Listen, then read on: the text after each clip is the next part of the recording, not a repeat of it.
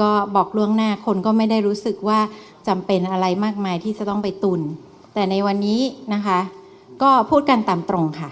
ถ้าบอกล่วงหน้าเราก็จะเจอสถานการณ์แบบที่ผ่านมานะวันนี้ New Normal อย่างหนึ่งก็คือว่าเราอาจจะเจอการขึ้นราคาน้ำมันเรื่อยๆแบบนี้แล้วส่วนหนึ่งทุกครั้งที่ขึ้นเนี่ยมันจะไปช่วยลดความพยายามกักตุนความพยายามลักลอบส่งออกทั้งหลายอันนี้ต้องยอมรับความจริงนะคะเมื่อเช้าก็ให้สัมภาษณ์สื่อช่องหนึ่งไปประเทศไทยราคา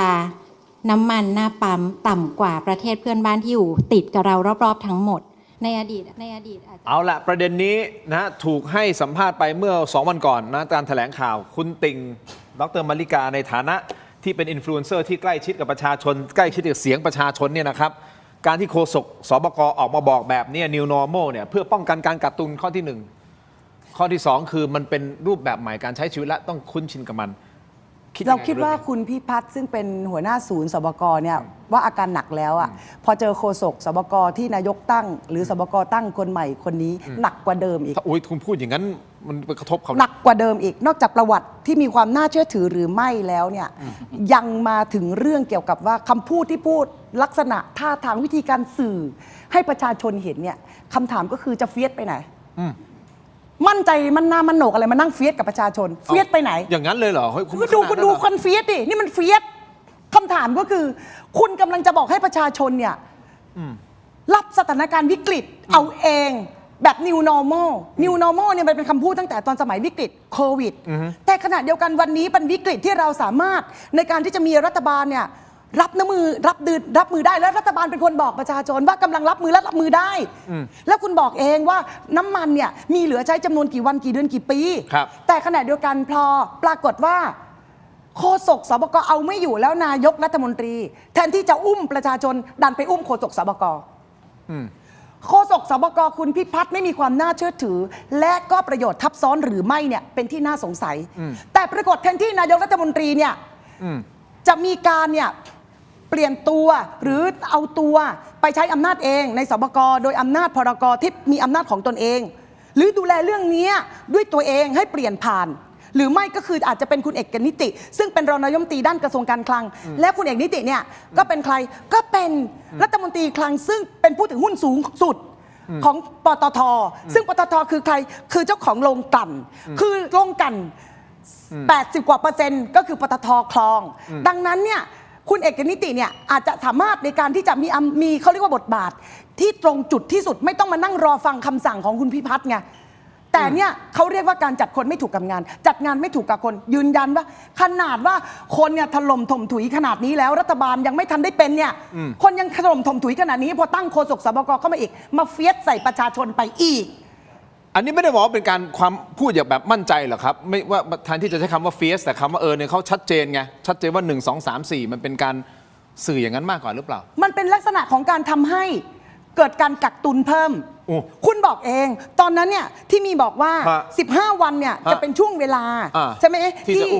จะอุ้มไว้และเดี๋ยวพอหมดปลดล็อก15 วันเดี๋ยวเราจะต้องขึ้นราคา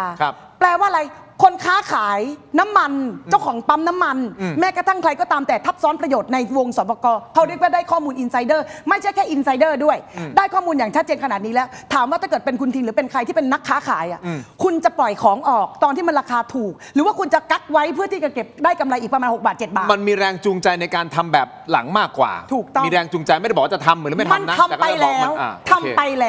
ทุกปั๊มทำไปแล้วเพราะอะไรหลังจากราคาน้ำมันขึ้นปุ๊บเป็นไงน้ำมันมีทุกปั๊มจากนั้นปุ๊บมาขึ้นราคาว่าคราวแรกขึ้นราคาไปอ่ะเขย่าว่าขึ้นราคาตอนหลังลักหลับอ่ะขึ้นราคาไปตอนที่ประชาชนหลับอ่ะคำถามคือนั่นว่าแย่แล้วรอบที่2ขึ้นอีกยังไม่สำเนียกอีกเวลาเดิมเวลาใกล้ๆเดิมประมาณ4-5 ทุ่มประมาณนี้ยังไม่สำนึกอีกยังไม่มีการปรับปรุงทีมงานยังไม่มีปรับปรุงวิธีการใดแต่เขาอ้างไงเพราะว่าจะต้องไปรอราคาอ้างอิงจากสิงคโปร์นู่นนี่นั่นเพื่อมาคำนวณเพื่อให้มันชัดเจนแล้วค่อยปล่อยออกช่วงเวลานั้นทั้งหมดนั้นเนี่ยถ้าเกิดวอลลุ่มของสบกหรือถ้าเกิดวอลลุ่มของนายกรัฐมนตรีหรือถ้าเกิดวอลลุ่มวงนอกวงในของนายกรัฐมนตรียังไม่รู้อีกว่าจะต้องทำยังไงก็ฟังนักวิชาการฟังข้อมูลที่เขาวิเคราะห์วิจัยอดีตรัฐมนตรีอดีตรัฐมนตรีคลังเขาก็วิจารณ์วิจัยคุณก็แค่เขย่าเอาข้อมูลเหล่านั้นเนี่ยมานั่ง analysis เสร็จแล้วก็ปฏิบัติการให้ทันเวลาโอเคมัน มันไม่ใช่ไม่มีทางออกนะ มันมีทางออก มันมีทางออก แต่ไม่ใช่แบบนี้ แต่มันไม่ทำอ่ะ อย่างนี้โทษนะดรอเมริกาไม่มีอะไรส่วนตัวกับคุณโบนัฐาใช่ไห โอ้ ม ไม่มีอะไรส่วนตัวค่ะ ไม่มีอะไรส่วนตัว รู้จักกันไหมรู้จักกัน รู้จักแต่ว่าไม่เคยเจอตัวจริง แต่ท่านมีความรู้สึกว่า รัฐบาลกำลังแก้ปัญหาให้กับพอสบกแต่คุณไม่ได้แก้ปัญหาให้ประชาชน โอเค อย่างนี้คุณผู้ชมครับมันมีคำถามเกิดขึ้นมาอย่างนี้นะว่าคุณศักดาความหมายคือว่าถ้าเขาประกาศก่อนหน้านี้อย่างเหมือนแต่ก่อนนะประมาณสัก5-6 โมงเย็นใช่ไหมโบที่เราตามข่าวตลอดแล้วจะมีส่งเข้ามาในไลน์เนี่ยพรุ่งนี้น้ำมันขึ้นนะ เราจะรู้ตัวเพราะฉะนั้นประชาชนที่เลิกงานแล้วกำลังกลับบ้านเขามีสิทธิ์ของเขาที่ในการที่เขาจะไปเติมในวันนี้ เพื่อเดี๋ยวพรุ่งนี้มันขึ้น50 ตังค์ไว้เราเติมวันนี้ก่อนก็ได้หรือบางคนก็อาจจะแบบ50 ตังค์น้ำมันยังเหลืออาจจะไม่เพิ่มไม่เติมก็ได้นี่คือสิทธิ์ของประชาชน แต่การที่มาประกาศในช่วงเวลาประมาณ5 ทุ่มกว่าเนี่ยโอกาสในการเซฟตังค์เพราะเดี๋ยวนี้มันขึ้นทีนึงมันไม่ใช่ขึ้น50 สตางค์นะมันขึ้นทีนึง2 บาทบ้างละ6 บาทบ้างละนึกออกไหมฮะนั่นหมายความว่าเราเสียโอกาสในการที่อย่างน้อยเนี่ยเรารู้ก่อนล่วงหน้าเราไปเติมมันเป็นสิทธิ์ของเราไปเติมแล้วเราจะเซฟตรงนั้นมาแต่ตอนนี้ไม่ใช่แล้วตอนนี้คือ4-5 ทุ่มประกาศปุ้งโอกาสที่ประชาชนจะไปเติมไม่มีและมันทำให้ปั๊มน้ำมันปิดเร็วด้วยนึกออกว่าพอรู้ว่าพรุ่งนี้ขึ้นไงโอ้ได้ลิตรละต้อง2 บาทเนี่ยไม่ขายวันนี้ไว้ปิดก่อนแล้วพรุ่งนี้ค่อยเปิดมันก็เลยทำให้ประชาชนรู้สึกว่าสรุปทำเพื่อประชาชนหรือเปล่า New Normal นี้ ผมเจอคนหนึ่งก็พูดเร็ว เจออีกคนหนึ่งก็พูดยาว ฮะ อ่าคุณตินเนี่ยพูดยาว พูดเร็ว แต่คนนี้พูดเร็ว โอเคงั้นผมตัดให้สั้นลง ตัด ท่านคิดยังไงครับจบ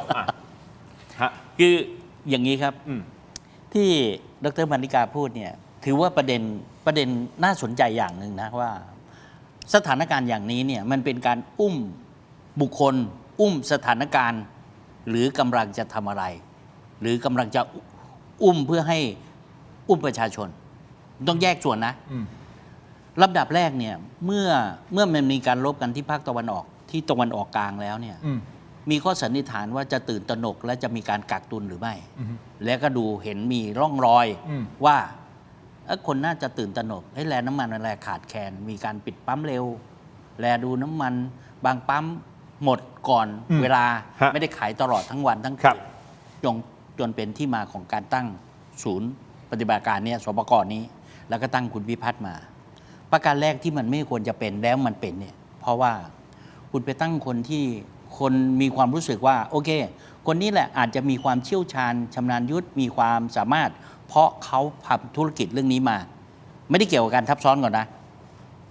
แต่เมื่อมาดำเนินการแล้วเนี่ยก็ไม่เห็นร่องรอยของการแก้ไขปัญหาให้กับประชาชน ครับ ทันทีทันใดนั้นก็เห็นการว่าขึ้นราคา ในขณะที่รัฐบาลบอกว่าน้ำมันดิบเนี่ยมีเพียงพอมีการสำรองน้ำมันเนี่ย อืม ได้ 94 วัน 93 วัน 101 วันอะไรก็ว่าไปตอนนั้น ฉะนั้นในตอนนั้นตอนที่ประกาศสบเนี่ยวันที่ 21 มีการลบกันวันที่ 28 กุมภาในช่วงเวลานั้นเนี่ยมันเป็นช่วงเวลาที่ยังไม่ถึง 1 เดือนเลย ฉะนั้นน้ำมันดิบที่เป็นน้ำมันสำรองยังพอมี และยังสามารถมีน้ำมันที่รอคอยที่จะเข้าฝั่งเข้าประเทศไทยเนี่ยมาฉะนั้น 2 เดือนกว่ายังไงไม่ควรตื่นตระหนก ครับ ทันทีทันใดเนี่ยปรากฏว่าคนก็ไม่เชื่อว่าจะมีการปล่อยน้ำมันให้มีการลอยตัวหรือว่าไม่ตึงราคาน้ำมันโดยรัฐเนี่ยขึ้นทีเดียว 6 บาท อืม อันนี้คนตื่นตระหนกมากนะ อืม ตื่นตระหนกจากการตัดสินใจของรัฐบาล ครับ การตัดสินใจของรัฐบาลเนี่ยด้วยความเคารพนายกอำนาจการตัดสินใจตรงนี้ผมเชื่อว่ามันไปอยู่ที่นายกรัฐมนตรีเพราะนายกรัฐมนตรีในขณะนั้นเนี่ยเป็นนายกรัฐมนตรีที่ชอบโดยกฎหมายเพราะโปรดเกล้าคนเดียว แต่นายกเขาไม่ทราบนะว่าจะขึ้น6 บาทที่เขาบอกจำได้ไหมเขาบอกนายกไม่ทราบเลยว่าขึ้น6 บาท เป็นนายกรัฐมนตรีของประเทศไทย เขาไม่ แล้วบอกว่าไม่ทราบ ทราบ มัน คุณจะไปอ้างว่ารัฐบาลยังรักษาการอยู่ยังไม่ถูกอะไรแต่นายกคนเดียวต้องรับผิดชอบไปเต็มๆเลย โอเค อันนี้ประการที่ 1 ก่อนนะ แยกกันนะทราบไม่ทราบก็ต้องรับผิดชอบมันคนละประเด็น คนละประเด็นกัน ท่านบอกท่านไม่ทราบว่าจะขึ้น4 ทุ่มกว่า อ่า 6 บาทเนี่ยไม่รู้ ใช่ ข้อ 2เนี่ยพอเกิดเหตุการณ์เกิดขึ้นในลักษณะของการตัดสินใจ เพราะเอาด้วยความเคารพเอาพ่อค้าน้ำมันมาเป็นผู้ดูแลการบริหารจัดการน้ำมันของประชาชนเนี่ย อืม คนเกิดความสงสัย มันทับซ้อนกันหรือเปล่า อ่าฮะ รู้กันหรือเปล่าหัวกันหรือเปล่า แล้วก็มาประกาศขึ้นราคา อ่า หลังจากนั้นมีการแก้ปัญหาด้วยเอาโฆษกมา อ่ะ การเอาโฆษกมาเนี่ยประเด็นของมันอยู่ที่ว่าการสื่อสารไม่ดีพี่น้องประชาชนไม่เข้าใจในเรื่องที่ควรเข้าใจ เรื่องที่ถูกต้องแล้วจึงจำเป็นต้องสร้างโฆษกเปลี่ยนโฆษกหรือมีทีมโฆษกอันเงี้ยเห็นด้วย อืม แต่ประเด็นมันใช่ไหมล่ะ ผมเคยผ่านหน้าที่ตรงนี้มาเนี่ย เคยเป็นโฆษก สื่อสารไม่ดีเนี่ยจึงต้องสื่อสาร หรือปฏิบัติการสถานการณ์มันไม่ดี มันไม่ได้เกี่ยวกับเปลี่ยนโฆษกเลย สรุปมันต้องเปลี่ยนผอศูนย์เปลี่ยนคนในดำเนินการศูนย์เปลี่ยนเป็นรัฐมนตรีกระทรวงการคลัง อย่างที่ดร.มาริกาพูด อย่างนี้ถูกไหมดันเสริมโทษนะถอนคำพูด เอาโฆษกเข้าไปเสริมเนี่ยเพื่อเอาท่วงทำนองอย่างที่บอกว่าเฟียสไม่เฟียสอะไรก็แล้วแต่อย่างเงี้ยแล้วมันใช่แล้วมันแก้ปัญหาเหรอหรือแม้กระทั่งเนี่ยถ้อยคำนองขออีกนิดเดียวท่วงทำนองที่ไปสวนคำถามของสื่อก็ดีสวนคำถามต่อความสงสัยว่าทำไมไหนบอกยืนยันว่าจะไม่มีการขึ้นราคาในตอนกลางคืนอย่างที่คุณทินถามเพราะช่วงเวลาในการขึ้นเนี่ยถ้าขึ้นกลางคืนผมด้วยความเคารพนะคนที่เป็นผู้ใช้น้ำมันดีเซลเนี่ยที่ทำรถรับจ้างเนี่ยถ้าช่วงตอนเย็น6 โมง 5 โมงอะไรนะเขายังเติมน้ำมันแล้วก็ก่อนเข้าบ้านหรือเขาก็รู้ว่าพรุ่งนี้เขาจะบริหารจัดการในธุรกิจกิจการเขายังไงพอ4 ทุ่มปั๊บเนี่ยเข้าบ้านทำอะไรไม่ได้เลย รอคอยชะตาชีวิตอย่างเดียวมีความจำเป็นอะไรที่จะต้องขึ้นในเวลานั้นเพราะขึ้นเวลานั้นเขาทำอะไรไม่ได้ รอการบังคับใช้อย่างเดียว วิธีอย่างเงี้ยไม่ถูกเพราะก่อนหน้านี้ก็ไม่ใช่ แต่จะตอบว่าเพื่อป้องกันการกักตุนใครกักตุนวันนี้ยังตอบโจทย์ไม่ได้เลยท่านรัฐมนตรีพิพัฒน์บอกว่ามีไอ้โม่งนายกบอกว่าไม่มีอย่างเงี้ยเอาอย่างนี้สรุปที่คุณสารากำลังพูดว่าการที่มีโฆษกเข้ามาเสริมเนี่ยมันแก้ปัญหาถูกจุดหรือเปล่าถูกว่าควรจะเป็นการเสริมโฆษกหรือควรจะเป็นการเปลี่ยนคนที่มาดูทั้งหมดเลยคือผอของสบกเป็นโฆษกแล้วฐานการดีขึ้นไหมแย่เร็วแรงกว่าเดิมนะนอกเหนือจากนี้คุณผู้ชมครับยังมีหลายท่านมองนี่เป็นเรื่องใหญ่นะครับหลังจากที่คุณกรณ์จติกาวนิชมีการโพสต์นะฮะแล้วบอกว่าค่าการน้ำมันเนี่ยมันสูงขึ้นเรื่อยๆนะครับและที่น่าตกใจสูงขึ้น10 กว่าบาททั้งที่มันควรจะเป็นลิตรละ2 บาทแต่ตอนนี้มัน10 กว่าบาทนะครับไอ้ค่ากลั่นนี่มันขึ้นมาขนาดนี้เฮ้ยนั่นหมายความว่าใครแบกตรงนี้อยู่อะประชาชนไงก็ประชาชนแบกตรงนี้อยู่นะครับคุณผู้ชมครับแล้วยังมีกระแสแบนปั๊มพีทีด้วยนะฮะเดี๋ยวพักสักครู่ช่วงหน้ากลับมาขยายกันต่อครับถกไม่เถียงสักครู่เดียวครับ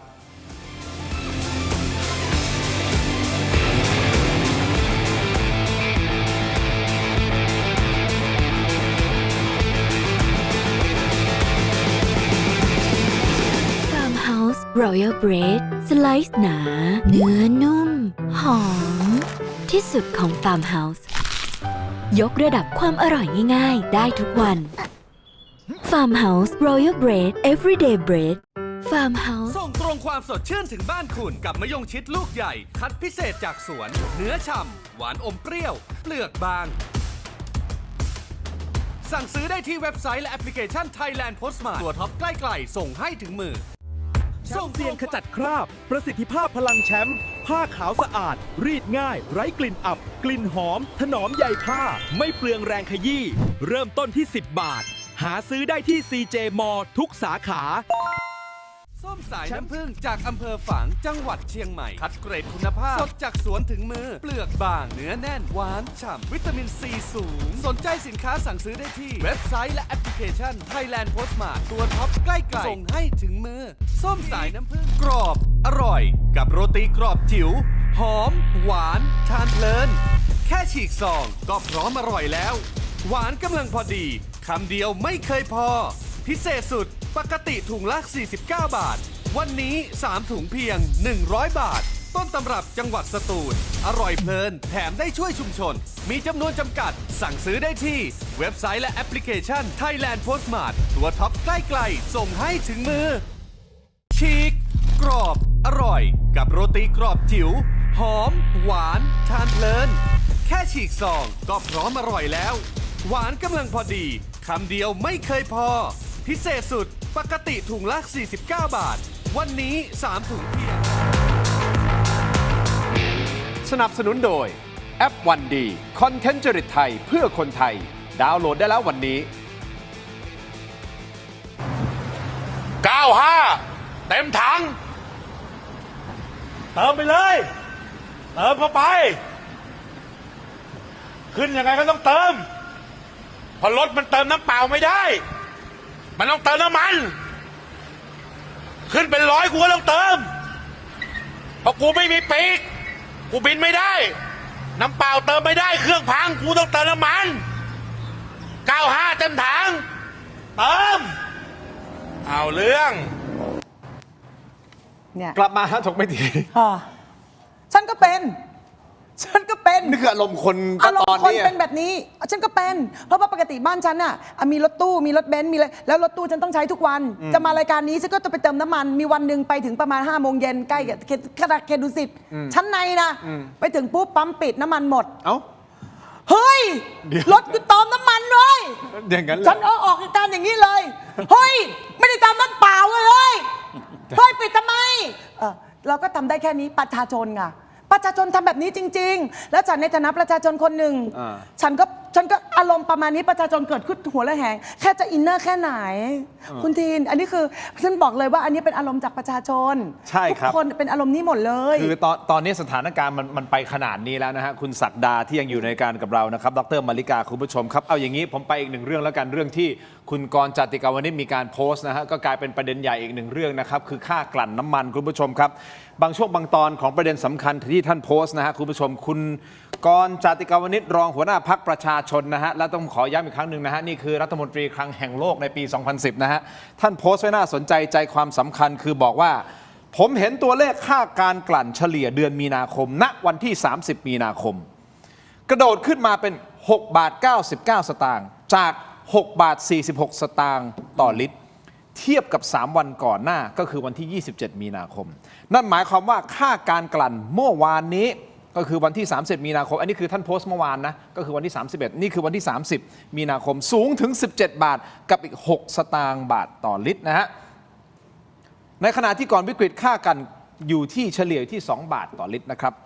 นี่ยังไม่ใช่กำไรเกินควรอีกหรือท่านเขียนอย่างนี้นะครับ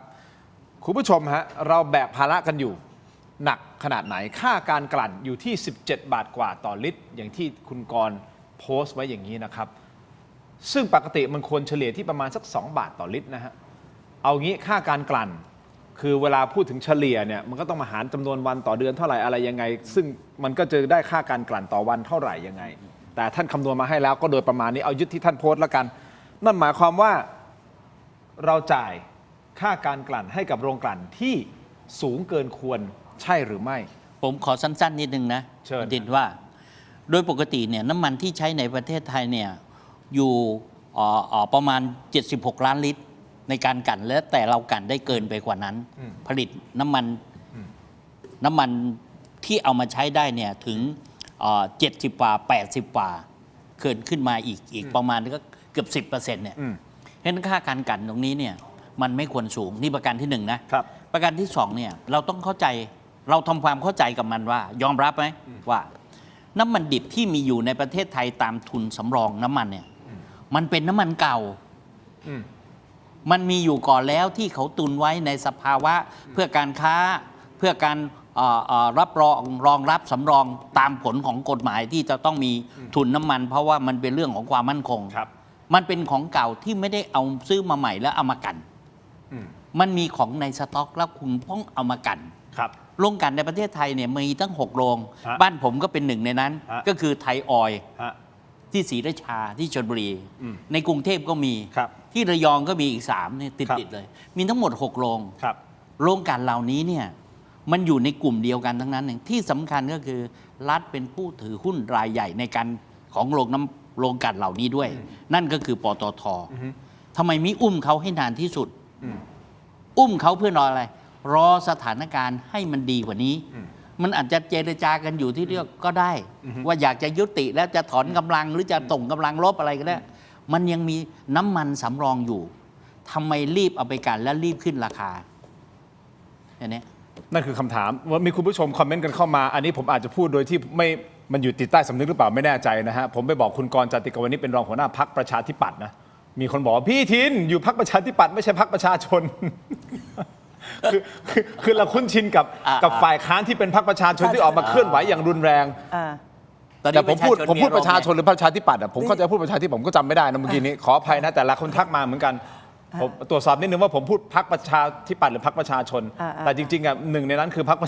ประชาชนผมตั้งคำถามเหมือนกันนะครับว่าพรรคประชาชนเนี่ย ดูเงียบเหลือเกันนะครั้งนี้กับเหตุการณ์ครั้งนี้อันนี้ทัวร์ลงผมแน่นอนแต่ว่าอันนี้ผมสังเกตนะครับกลายเป็นว่าพรรคประชาธิปัตย์เนี่ยออกมาเคลื่อนไหวในเรื่องนี้ค่อนข้างที่จะหนักอ่ะไม่เป็นไร แล้วก็ เดี๋ยวทีมงานเช็คนิดนึงว่าผมพูดว่าพรรคประชาชนหรือพรรคประชาธิปัต ไม่ ย์ เป็นไร ขอ แต่ อภัย อเจนดาของคุณทินไม่ได้ผิดเพราะว่าคุณทินตั้งใจจะบอกว่าเขาเป็นอดีตรัฐมนตรีที่เคยสร้างผลงาน กระทรวงการดูแล แล้วก็ เรื่องนี้ ดูแลกระทรวงพวกนี้ เพราะฉะนั้นเขาจะรู้ว่าเส้นสนกลในรวมทั้งจะรู้เป็นรองนายกเคยคุมเพราะ ก็ ฉะนั้น เคย จะ นั่งอยู่ ว่า ตรงนี้อะคุณ ใช่ กรณ์นั่งอยู่ตรงเนี้ยที่พี่ศักดานั่งแล้ว สิ่ง ท่านเป็นคนพูดเองอะ ใช่ ใน ค่ะ ประเด็นต่างๆ สิ่ง เนี่ย พวกนี้มันไม่ได้ผิดไปจากสิ่งที่ประชาชนก็ทราบและเข้าใจ มันอยู่ที่ว่าเมื่อเข้าใจตรงกันหมดแล้วเนี่ยเราจะนะคะนำไปสู่ให้ผู้มีอำนาจเนี่ยไปจัดการได้อย่างไรไงอันนี้คือต่างหากเพราะตอนนี้ผู้มีอำนาจคือใครคือนายกรัฐมนตรีหนึ่งคือนายกรัฐมนตรีเท่านั้นจริงๆเพราะว่าเขาเป็นคนเดียวที่ถืออำนาจพรกที่เกี่ยวข้องกับภาวะวิกฤตน้ำมันน่ะแล้วพรกตัวนี้กฎหมายฉบับนี้มันยังอยู่ แล้วคนที่มีอำนาจคือนายกรัฐมนตรี ถ้าเกิดคุณนายกรัฐมนตรีเป็นคุณอนุทินก็ต้องเป็นคุณอนุทิน ถ้าสมมตินายกรัฐมนตรีเป็นเท้งก็ต้องเป็นเท้งที่จะต้องเอาอำนาจนี้มาใช้ แต่เมื่อตอนนี้นายกรัฐมนตรีเป็นอนุทิน ส่วนคนอื่นเป็นรักษาการรัฐมนตรี แต่คุณอนุทินโปรดเกล้าเพียงคนเดียวรัฐมนตรีคนอื่นยังไม่ได้โปรดเกล้าใหม่เลย แต่ขณะเดียวกันแม้ทั้งหมดนั้นยังเป็นรัฐมนตรีรักษาการหรือเป็นนายกรัฐมนตรีการกฎหมายรัฐธรรมนูญฉบับปัจจุบันปี 60 เลย อ่านนี่แตกฉานก็รู้ตรงกันว่ากฎหมายรัฐธรรมนูญบอกว่า ถ้าคุณเนี่ยเป็นเพียงแค่นายกรักษาการก็ดีก็จริง หรือรัฐมนตรีรักษาการก็จริง แต่กฎหมายรัฐธรรมนูญบอกว่าคุณสามารถปฏิบัติการเชิงอำนาจได้ 100% ถ้าหากประเทศเกิดวิกฤต ไม่ว่าวิกฤตนั้นจะเป็นวิกฤตโรคระบาดวิกฤตนั้นจะเป็นวิกฤตสงคราม วิกฤตนั้นจะเป็นวิกฤตข้าวยากหมากแพง นี่คือคำว่าวิกฤตที่สามารถตีความที่ไหนก็ได้ ถ้าคุณไม่รู้ให้ไปถามกฤษฎีกาซึ่งเป็นที่ปรึกษารัฐบาล ว่าคำว่าวิกฤตเนี่ยตีความแบบไหน และตอนนี้วิกฤตหรือยังคุณใช้อำนาจนี้ได้นี่ข้อที่หนึ่งแต่นายกเนี่ยละเว้นที่จะใช้พรกนี้เพราะอะไร ไม่กล้าแตะหรือเปล่าไม่กล้า เพราะอะไร เอางี้ไม่กล้าแตะลงกันไม่กล้าแตะ หนึ่งไม่กล้าแตะลงกันคนก็สงสัย 2 ไม่กล้าแตะพิพัฒน์อีกเพราะว่าเป็นนายทุนพักสงสัย 3 ไม่กล้าแตะอะไร หรือ 4 ไม่กล้าแลกเพราะกลัวว่าอะไรกลัวไปใช้พรกนี้แล้วตัวเองจะกระเสี่ยงต่อกฎหมายนู่นนี่นั่นต่างๆ ไม่ยั่วแยะทำไมคุณเนี่ยเป็นนายกรัฐมนตรี คุณจึงไม่กล้าลุยไฟเพื่อประชาชนบ้างล่ะทำไมคุณไม่กล้าในการที่จะใช้อำนาจที่คุณมีล่ะก็คนอื่น ถ้าอำนาจนั้นอยู่ในมือดร.มาริกาต่อให้ฉันจะต้องติดคุกแต่ฉันช่วยประชาชน และฉันมีอำนาจตามพรกฉันก็ต้องลุยดิแต่คำถามคือ คุณบอกว่าคุณจะมาช่วยประชาชนไม่ใช่เหรอคุณจะมาแก้ให้ประเทศชาติไม่ใช่เหรอ ขอเสริมนิดหนึ่งเพื่อให้หายใจ ค่ะ คือความเป็นจริงเนี่ย ครับ ผู้อำนวยการสคบเนี่ยดูแลเรื่องสถานการณ์วิกฤตน้ำมันเนี่ยควรจะเป็นเรื่องหนึ่งพลังงาน ครับ สองหรือไม่ก็เป็นรัฐมนตรีคลัง อืม ที่ดูแลเรื่องนี้ แต่ไปตั้งคุณพิพัฒน์ในฐานะที่เป็นอดีตรัฐมนตรีคมนาคมเนี่ยมันไม่ได้เกี่ยวเลยนะ ที่สำคัญนะดร.มันมีความทับซ้อนในฐานะส่วนตัวเขาเป็นพ่อค้าน้ำมัน แม้จะเลิกกันแล้วก็ยังเป็นผู้ถือหุ้น ครับ คนเลยตั้งข้อสงสัยไงทำไมนายกรัฐมนตรีคนจึงต้องมอบคนนี้ ก็เนี่ย นั่น มัน ไง เป็นข้อสงสัย ก็เลยกลายเป็นข้อสงสัย กอันหนึ่ข้อเสนอของคุณก จ ร น ณ์ วันนั้นก็ยังมีข้อสงสัยจนถึงทุกวันนี้นะ จนทุกวันนี้ก็ยังไม่คลี่คลาย ยังไม่ แคลง คลาย ข้อสงสัย แล้วก็ยังไม่ได้แก้ไขปัญหา เพราะเขาก็มั่นใจของเขาอะนะแต่ขณะเดียวกันอีกข้อหนึ่งทีนี้มาเรื่องทางออก ครับ มาเรื่องทางออกก็คือข้อมูลที่คุณกรณ์พูด ตรงกันกับข้อมูลทุก ๆ ฝ่ายคิด และตรงกันกับข้อมูลที่มันเป็นดัตต้าเบสปกติของการบริหารประเทศ ครับ ไม่ใช่ว่าคุณกรณ์คิดแล้วคุณกรณ์แบบเฉลียวฉลาด นั่งเขียน ไม่ใช่ ไม่ใช่ มันมีที่มาก็ตรงที่ว่าค่าการกันค่าการกันเนี่ยมันเป็นค่าการกันที่พวกโรงกลั่นสามารถที่จะลดลาวาศอกในยามวิกฤตได้ ช่วย และ กัน สามารถช่วยได้และสามารถพยุงได้สามารถตรึงได้ แต่ทำไมไม่ตรึงทำไมทะลุจาก 2 บาทกลายเป็น 6 กลายเป็น 10 กลายเป็น 17 ได้ อันนี้ข้อที่ 1 แล้วค่าการกลั่นนั้นมันยัดอยู่ในราคาน้ำมันใช่หรือไม่ใช่ ราคาต้นทุน แล้วค่าการกลั่นนั้นเนี่ย ต้นทุนอะ ถ้าเกิดมันมีนะคะการไปออกงบ ฮะ เงินกู้ ฮะ แล้วมันก็จะยัดอยู่ในเงินซับซิดีของเงินภาษีประชาชนไปใส่แทนใช่หรือไม่ อันที่ 2 ค่าภาษีสัมปทานมิตรมันสามารถถอดรูทออกไปได้ประมาณ5 บาท 6 บาท แต่ ทำไมไม่เร่ง แล้วทำไมจะต้องมานั่งรอ แล้วทำไมจะต้องไปรอปรึกษานั่นปรึกษานี่คือมันไม่มีใครกล้าเสี่ยงเพื่อประชาชนเลยกล้าที่จะฟันธงอ่ะ เอาอย่างนี้ก่อนหน้านี้เขาก็บอกว่ายังเป็นรักษาการอยู่ยังไม่มีอำนาจเต็มใช่ไหมนู่นนี่นั่นแต่เดี๋ยวอีกไม่นานละครับอำนาจจะเต็มมือแล้วเดี๋ยวรอดู มัน ต่อก่อนสงกรานต์นี่แหละอำนาจเต็มมือเสร็จปุ๊บเนี่ยจะดำเนินการอย่างไรในการ ประเด็ ช่ น วยเหลือ ปัญ พ่อ หา แม่ ทา พี่ ง น้อง ข้อ ประชาชน กฎหมายว่าคุณรักษาการเนี่ยไม่ควรมาพูดในสถานการณ์นี้ เอาอย่างนี้คุณศักดาเดี๋ยวเราคงได้ขยายความเพิ่มเติมเดี๋ยวขออนุญาตพักสั้นๆนิดเดียว กระแสเรื่องของแบรนด์ปั๊มพีทีไหนๆพูดถึงคุณพิพัฒน์แล้วกลายเป็นกระแส แรงเหลือเกินนะครับ ล่าสุดเนี่ยมีภาพฟลีดการ์ดนะฟลีดการ์ดก็คือบัตรของปั๊มใช่ไหมที่เขาให้พวกพนักงานของขนส่งอะไรพวกเนี้ยไปเติมอ่ะบอกว่านี่เลยเอาให้คืนกลับมาให้หมด และเราจะแบนไม่ไปให้พนักงานของบริษัทงดเติมน้ำมัน PT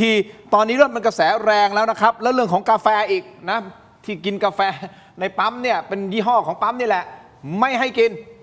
เลิกแบนอันนี้เป็นกระแสร้อนแรงนะครับและที่สำคัญที่ผมพูดไปเมื่อสักครู่นี้ต้องขอกราบอภัยคุณกรณ์ด้วยนะคุณกรณ์อยู่พรรคประชาธิปัตย์ผมดันหลุดพูดไปพรรคประชาชนโดยไม่รู้ตัวเพราะจริงๆในใจก็จะถามพรรคประชาชนเหมือนกันว่าทำไมเงียบกริบเหลือเกินนะฮะแล้วเขาบอกว่าไม่ใช่ผมคนเดียวที่คิดอย่างนี้นะหลายคนคิดเหลือเกินนะครับว่าก่อนหน้านี้ถ้าเป็นประเด็นอย่างเงี้ยประเด็นเรื่องของผลประโยชน์ทับซ้อนนู่นนี่นั่นโอ้โห ออกมาเสียบแล้ว มาจัดเต็มข้อมูลเต็มเรียกว่าเข้าเท้าอ่ะเข้าข้ออ่ะภาษาชาวบ้านเขาบอกเข้าตีนอ่ะ ใช่ต้อง เดี๋ยว ถา พั ม กสักครู่ ต้องถาม พักสัก คุณพ่อสสพรรคประชาชน เนี่ยคุณพ่อลูกคุณน่ะสสพรรคประชาชนพักสักครู่ช่วงหน้ากลับมาติดตามครับ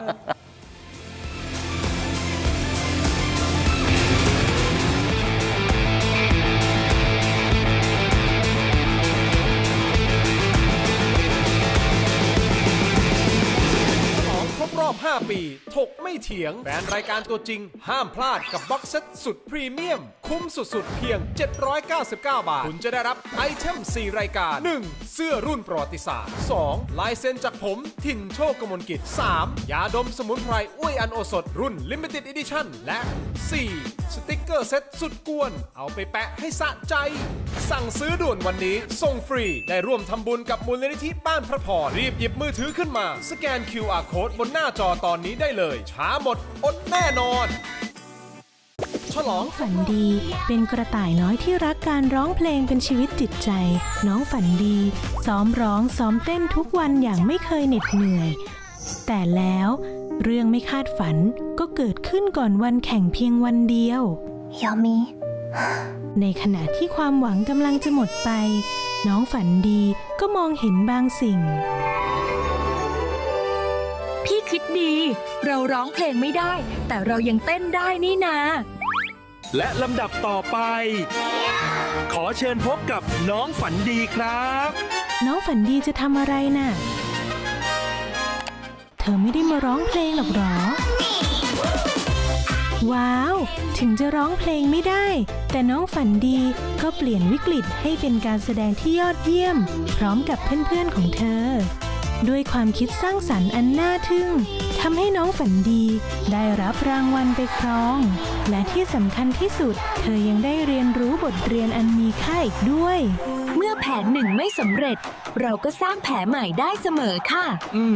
อย่ายอมแพ้นะครับ จำไว้นะคะเด็กๆ ทุกปัญหามีทางออกเสมอ ขอแค่เราไม่ยอมแพ้ ดูนิทานย้อนหลัง อ่านอีบุ๊กสนุกๆ ทำตารางเรียนออนไลน์ฟรี ค้นพบโลกแห่งจินตนาการไร้สิ้นสุดได้ที่ herodigital.com/kidsfun แล้วเจอกันนะ น้องฝันดีเป็นกระต่ายน้อยที่รักการร้องเพลงเป็นชีวิตจิตใจ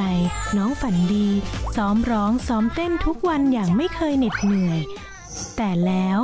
เรื่องไม่คาดฝันก็เกิดขึ้นก่อนวันแข่งเพียงวันเดียว ในขณะที่ความหวังกำลังจะหมดไป น้องฝันดีก็มองเห็นบางสิ่ง พี่คิดดี เราร้องเพลงไม่ได้ แต่เรายังเต้นได้นี่นา และลำดับต่อไป สนับสนุนโดย ยาท่าตุน้ำขาวหารคู่ 49 บาท ฝาสีฟ้า มีตัวยาฟีนิลซาลิซิเลตไอเฮิร์บชูการ์ฟรี ชุ่มคอ มีสารสกัดสมุนไพร 4 ชนิด เขาพูดแล้วมีเสียสมาธิ กลับมากันต่อนะครับ รายการถกไม่เถียงคุณผู้ชมครับ นี่คือช่วงเวลาของการ คน ถกไม่เถียง ไม่รู้จะเถียง ไม่มี ก็ ใคร ต้อง เถียงใครเลยตอนนี้ กับคุณ ทุก ศัก คน ดา ถล่มรัฐบาลอย่างเดียวคือไม่หรอกมันเป็นอะไรที่แบบว่าไม่ใช่เรื่องการถล่มหรือโจมตีใดๆนะ แต่มันเป็นอารมณ์ประชาชนว่าเขาไปขนาดนี้แล้ว คุณเข้าไปข ทำ นา ไม ดนี้ เรา แล้ว สามคนเนี่ยมีความเป็นเดือดเป็นร้อนแทนชาวบ้านประชาชนเขาเยอะ แล้วคุณอนุทินคุณพิพัฒน์เขาไม่เดือดร้อนเลยอ่ะ เราไม่ได้เดือดร้อนแทนเราเดือดร้อนเอง เราเดือดร้อนเอง อ๋อ เราเดือดร้อน ประชาชน ค่ะ เองครับ อ๋อที่ทำเนี่ย เราประชาชนเอง เพื่อตัวเอง เราก็เป็นประชาชน เพื่อประชาชน ใช่ นะครับ ใช่ ในฐานะสื่อด้วย อ่า สองคนมาในฐานะแขกรับ เรา เชิญ ก็ ไม่มีรายการผมยังไม่ออกไปไหนเลย เพราะว่าผมเติมน้ำมันเหมือนกัน ไม่ค่ะ เราก็เป็นเสียงสะท้อนจากประชาชนนะคะ และประ แต่ ชา ทำ ช ไม น นายกไม่คิดเหมือนดร เอ้าก็นายกรัฐมนตรีเขานั่งรถไฟฟ้าแล้วไงตอนเนี้ย อ๋อ เดี๋ยวจะเนี่ย เขาไม่ได้เติมน้ำมัน ทำไม เติมไฟฟ้า คุณจิน ชาร์จไฟฟ้า เนี่ยวิธี คุ การ ณ แก้ พิ ปั พั ญ ฒน์ หา เขา ดู ทำไม สิ ไม่คิดเหมือนคุณ ไม่รู้เขาอาจจะคิดก็ได้หรือผมไม่รู้ ผมเรียนเชิญเราก็พยายามเรียนเชิญมาตั้งแต่สมัยอดีตการก่อนที่จะมาเจอ เขาก็ไม่ได้อยากรับนะ เพราะตอนนั้นยังไม่ขึ้นราคาน้ำมัน แต่พอขึ้นราคาน้ำมันว่าออกเลย เอาเป็นว่าตอนนี้คุณพิพัฒน์ก็น่าจะ ตอนนี้อยากออกแล้วเพราะว่า ได้ รา แล้ว คาน้ำมันมันขึ้นไปแล้วไง ขึ้นไปแล้วไงขึ้นไปแล้ว ออกอยากออกแล้ว คุณอย่าไปพูดอย่าง ขึ้ นั้น น วัน สิ ละบาท2 บาทบาท 80 ไม่เท่าไหร่นะไอ้ขึ้นวันเดียว6 บาทนี่พอแล้วล่ะ เออ ผมคิดว่านะ เราไม่รู้ว่าเรื่องจริงคืออะไรแต่ที่แน่ๆฮะมีคนจะแบนปั๊ม PT แล้วเอาขึ้นมาหน่อยนะฮะคุณผู้ชมครับเป็นกระแสตอนนี้เลยประชาชนและผู้ประกอบการบางส่วน แสดงความไม่พอใจนะฮะด้วยการแบนและงดเติมน้ำมันปั๊ม PT ยกตัวอย่างนักธุรกิจคนนี้ในจังหวัดหนองคายออกมาโพสต์ว่าให้พนักงานขับรถบริษัทผมทุกท่านงดเติมน้ำมัน PT งดใช้บริการใดๆของ PT และให้นำบัตรฟรีการ์ด PT ที่เหลือเอามาคืนให้หมดดูรายการสรยุทธ์เมื่อวานรับไม่ได้นะครับแล้วก็มีการแนบภาพบัตรฟรีการ์ดหรือว่าบัตรเติมน้ำมันของปั๊ม PT เนี่ยเป็น 10 ใบแบบนี้นะครับคุณผู้ชมขนาดที่ดร.ฟูอาดีพิษสุวรรณนะอาจารย์สาขาวิชาการระหว่างประเทศคณะรัฐศาสตร์มหาวิทยาลัยธรรมศาสตร์ท่านก็ออกมาแสดงความคิดเห็นเรื่องนี้นะครับบอกว่าสิ่งที่พวกเราทำได้คือการประท้วงด้วยการไม่เข้าใช้บริการปั๊ม PT และร้านกาแฟพันธุ์ไทยอย่างน้อยๆถ้าประชาชนไม่ทำอะไรประชาชนก็น่าจะส่งสัญญาณได้ว่าผลประโยชน์ทับซ้อนนะฮะมันเป็นยังไงนี่แบบนี้มันไม่โอเคครับนี่ส่วนอาจารย์ปานเทพพัวพงษ์พันธ์ก็ออกมาโพสต์ตั้งคำถามเช่นเดียวกันฮะบอกงี้ฮะเลิกเติมปั๊ม PT ใครคิดแบบนี้บ้างเพราะอะไรตั้งเป็นคำถามนะครับโดยคุณผู้ชมข้อมูลเพิ่มเติมปั๊ม PT เป็นธุรกิจของครอบครัวคุณพิพัฒน์แม้ก่อนหน้านี้คุณพิพัฒน์จะชี้แจงว่าไม่ได้ยุ่งเกี่ยวกับการบริหารบริษัทมากว่า20 ปีแล้วก็ตาม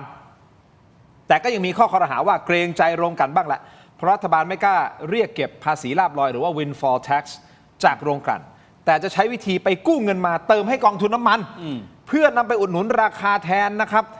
ซึ่งกองทุนน้ำมันสุดท้ายใครจ่ายล่ะฮะประชาชนเนี่ยครับประชาชนผู้ใช้น้ำมันดีเซล นั่นแหละครับ เพาว่าทุกหยดที่เราใช้ ฮะ คือดึงไปสมทบกองทุน ถูกต้องครับในรายการกรรมกรข่าวขออนุญาตพี่สรยุทธ์นะครับคุณกรณ์จาติกาวนิชรองหัวหน้าพรรคประชาธิปัตย์พูดถูกพรรคละแล้วคุณเพียรพันธ์สารีรัฐวิภาคนะครับท่านก็ไปกดดันคุณพิพัฒน์บอกว่ารัฐบาลเนี่ยต้องทำให้โรงกลั่นยอมเฉือนกำไรมาช่วยประชาชนบ้างเฉลี่ยทุกข์เฉลี่ยสุขไม่ใช่เอาทุกอย่างมาโยนให้กับประชาชนแต่ปรากฏคุณพิพัฒน์แย้งเลยนะบอกทันทีเลยนะสวนกลับบอกว่าโรงกลั่นคือธุรกิจเอกชนไม่ใช่รัฐบาลการที่จะให้รัฐใช้อำนาจไปบังคับเอาเงินหรือว่ายึดทุกอย่างมาตามใจชอบนั้นมันไม่ได้หากทำเช่นนั้นเนี่ยเฮ้ยถ้าแบบนี้ก็ต้องเปลี่ยนระบอบการปกครองไปเลยอุ้ยฟังเสียงนี้ฮะพูดง่ายๆก็คือรัฐบาลยังมีเงินใช้เท่าเดิมนะครับแล้วก็ผลักภาระไปใส่กองทุนน้ำมันก็หมายถึงผลักภาระไปให้ประชาชนนะครับเป็นผู้ต้องชดใช้คืนในอนาคตผมมองว่ามันเป็นวิธีคิดที่มันไม่แฟร์กับประชาชนนะครับคือคุณสรยุทธ์พูดง่ายๆนะคือวันนี้ประชาชนเดือดร้อน ประชาชนกำลังเดือดร้อน ใช่ ผมคิดว่าวันนี้รัฐบาลและโรงกลั่นต้องยอมเดือดร้อนไปกับประชาชน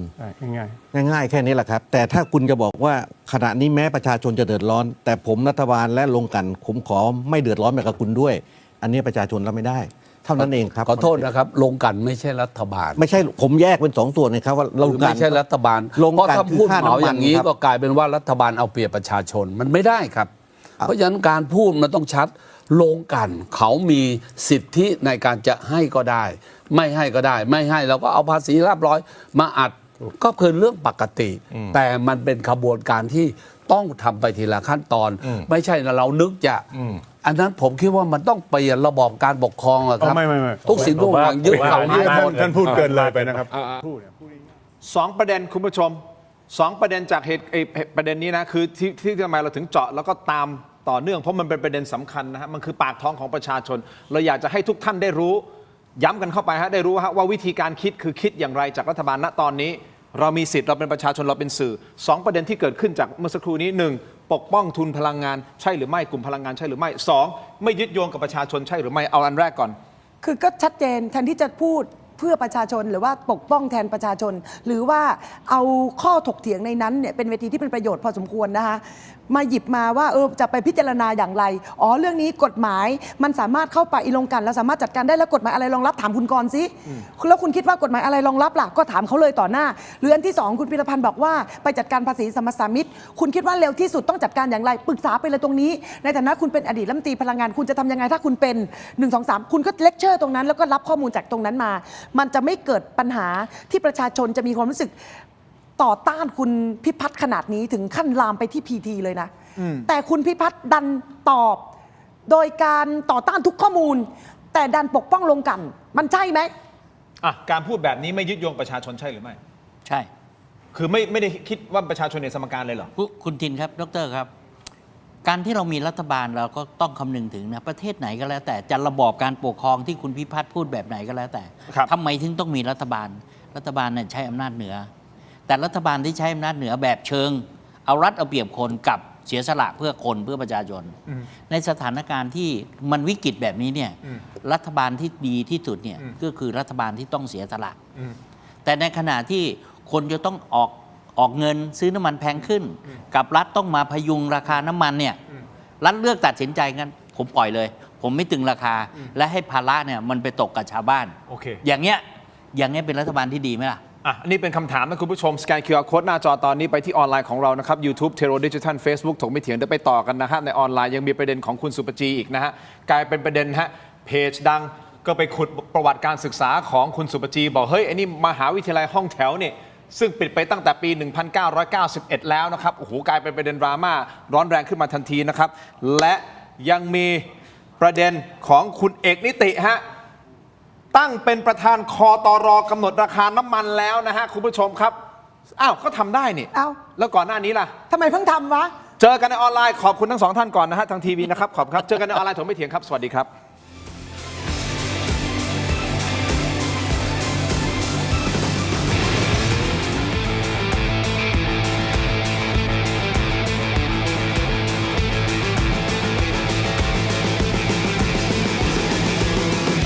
สิ่งที่ใช่ตอบโจทย์ชีวิตที่ชอบ